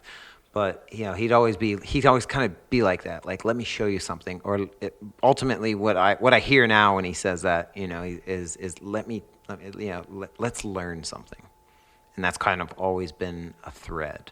And some of the things, like when I was in college, I didn't know how to learn. I struggled, and so I had to figure those things out. But what were the things that I did? Well, obviously, in college you go to class, but I just started reading, and then what happened with me was I didn't understand what I was reading, because I didn't read that much, because I just kind of did whatever to get by. So the second thing was I started writing. So for me, how I learned in college was when I read something, I wrote it out in words that I understood. So when I go through really tough times, for example, again, not a lot of people know this, and you would probably never experience this, but again, I have a lot of Italian and Irish in me, so I have a very, very bad temper that at times I struggle to handle and deal with. Again, being very emotional being. But what I found is, again, I talked to my wife a lot about this, so, you could throw in just straight up communication. That's probably the best thing. But, like writing out my thoughts about my anger, about being angry and things like that, and learning about it, getting somebody else's perspective. Like for me, it's like reading books on that and knowing that I'm not the only one. Those things have, like when I was in college, it was kind of me. Like I said, I picked up a book and I learned something, and then I started writing kind of my version of that, and then I would go ahead and say like communicating with other people. So that's what worked for me. So when you go through those things, and you don't have to be good at any of those. I'm definitely not a good reader. I don't know what that means, but I like to read. I like to learn. I think of when I was younger. If somebody would have told me, like as a kid, I'd be like, man, math's stupid and this is stupid, and then it's like, oh hey, this was a legit story. It's like, how do you get on the roof from your house? I'm like, oh, okay. So what we can do is we can get, we can build a little structure to get to the fence, and then we can stand on the fence and get to, that's problem solving. That's learning, like if somebody had told me like, hey, you know what? Like, that's why you go to school, is to problem solve essentially, and to learn how to do these things in life more efficiently. That would have probably blew my mind, because I would be in school like, man, this is stupid. Let's go, like, let's go find out how to climb on our roof, or let's go find out how to, we used to have a trampoline. Let's go find out how to, double bounce somebody into the back, the neighbor's backyard or something like that. These are, all ways of like learning. I just didn't know it until much later in life. And yeah, I mean, again, I'm not good at, I'm getting better at communicating, mainly my feelings and my whereabouts. I've always been really bad about that, texting people. You can send me a text, and then I might not text you for a couple of days. One of my best friends is from Texas, and he will text me 2 minutes afterwards, like, I saw that you read it, like, why didn't you respond? I'm like, dude, that's what text message, like, if you want to talk, like, let's go ahead and, give me a call. Like, text message for me, I'm like, look, I don't know when I'm going to get to it, but yes, I did read it, and then I'm going to take some time. In Texas, that's the rudest thing you can do, apparently. But I'm getting better at communicating. And I would say we all need to get better at communicating across the board. But you don't have to be a writer to write, and you don't have to be educated to learn. You just have to, like we said earlier, take the next step. And in the most difficult times in my life, I'm lucky that I took those steps, and that I got out of my own head. I didn't block myself off, and kind of, stay in that restricted, like 18-year-old mindset when you're 23 or whatever it is. I didn't stay in that. I was able to, be open to learning something new and, hopefully becoming a little bit better. Love it. Final question. Mm-hmm. I ask the exact same question at the end of every single episode. Mm-hmm. So right now, I want you to pretend like everyone, everywhere in the entire world is hearing everything that you're saying on the other end of that microphone. Okay.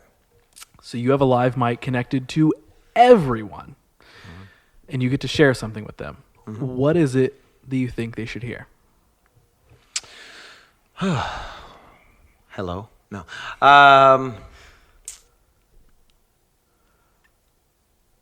It would definitely, again, not having anything prepared, it would definitely be wherever you're at, whatever you're doing, challenge yourself. Challenge yourself. That's physically, mentally. I don't care what that means to you, but everybody needs a challenge. Because of all the things we talked about, failing, growing, like first, I can't even really think of an example, like, why do I like being a leader? It's because I like to challenge myself. I like the challenge. And obviously owning a gym, I like being physically challenged. That's easy.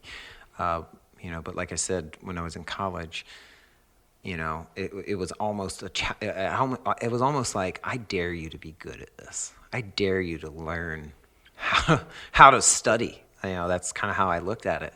I kind of challenged myself, like when my coach said I was never going to be on that, be a part of that team. I was like, I didn't think, oh, you failed, next thing. Like, he said it, so it's in stone now.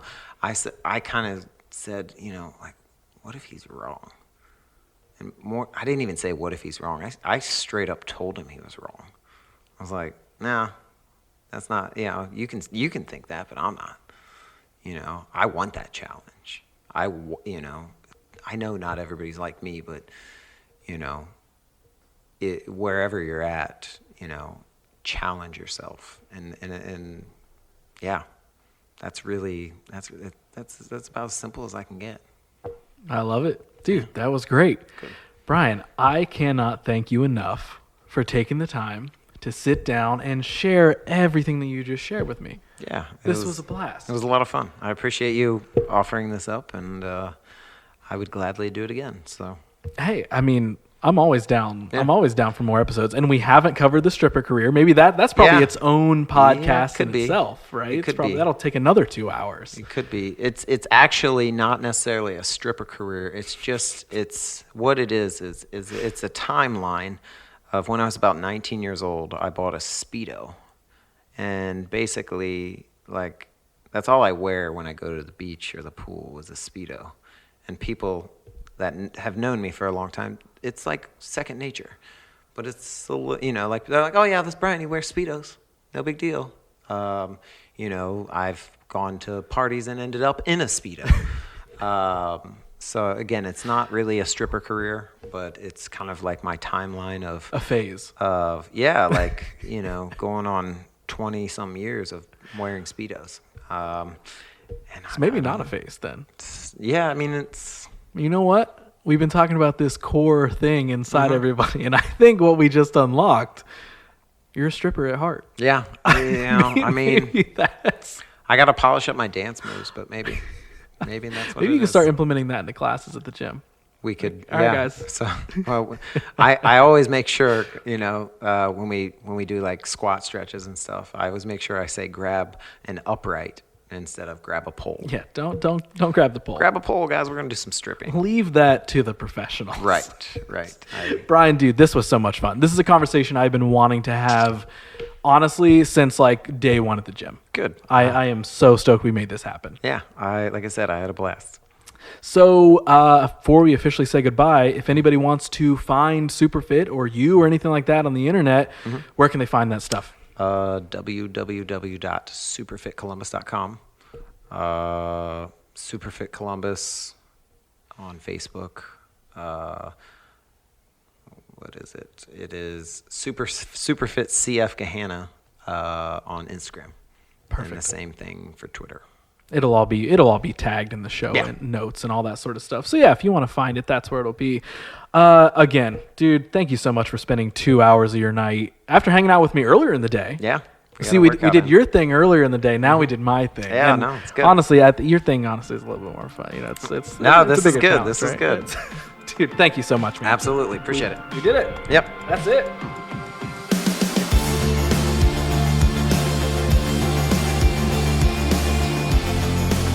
So I'll say it again, I am so stoked that I got to make this conversation happen. As I had been getting to know Brian at the gym and training under him and all of that, I could tell that he was just this awesome dude. I knew that I needed to get him on the show, and I'm so glad that I did. Again, I've said it already, but Brian has really created like an amazing family atmosphere and a powerful, no pun intended, powerful culture at SuperFit. So I'm seriously so happy to be a part of it now. I can genuinely and somewhat obviously say that it's been life-changing for me this year. It was a great decision, and honestly, like, let me be the confirmation to you that gyms can be a really fun place to go. It's not about going in and tossing weights around and worrying about trying to be the biggest, strongest, buff person in the room. There are gyms like SuperFit that are truly designed just to make you better at your own pace. Like, I've learned it. I can truly back that up. Like, the gym has this saying that's actually painted on a big like mural on a wall in there that states like, get better every day. And that's the point. Like, that is the point at the end of it all. It's not about being perfect your first time in, lifting the most, running the furthest, whatever it may feel like gyms like kind of project that as. It's just about the progress over time. And that, at least for me, aligned with so much of how I handle like every other aspect of my life. You know, that little slogan, the chase it daily moniker that I like to throw around. Those things just aligned, you know, getting better every day is what that really means. So I knew it was just for me. And again, Brian made a really rad place full of really rad people. So if you're considering going to the gym, I'm not saying it has to be this one, but in general, let me be a reaffirming voice that says, for real, if I can go and do it, you can too. And of course, SuperFit Gahanna might be a cool place for you to check out. So that'll do it for this episode, guys. If you liked it, tell the internet or share it with a friend. Find all of Brian's info and the gym's info tagged in the show notes as usual. Subscribe, follow, rate, review, comment. You know all the things that I need around this place. If you do it, thanks. If you don't, thanks for at least looking and listening. And I'll be back to do this again next episode with my next guest that you may or may not know of, sharing their story that you for sure never heard.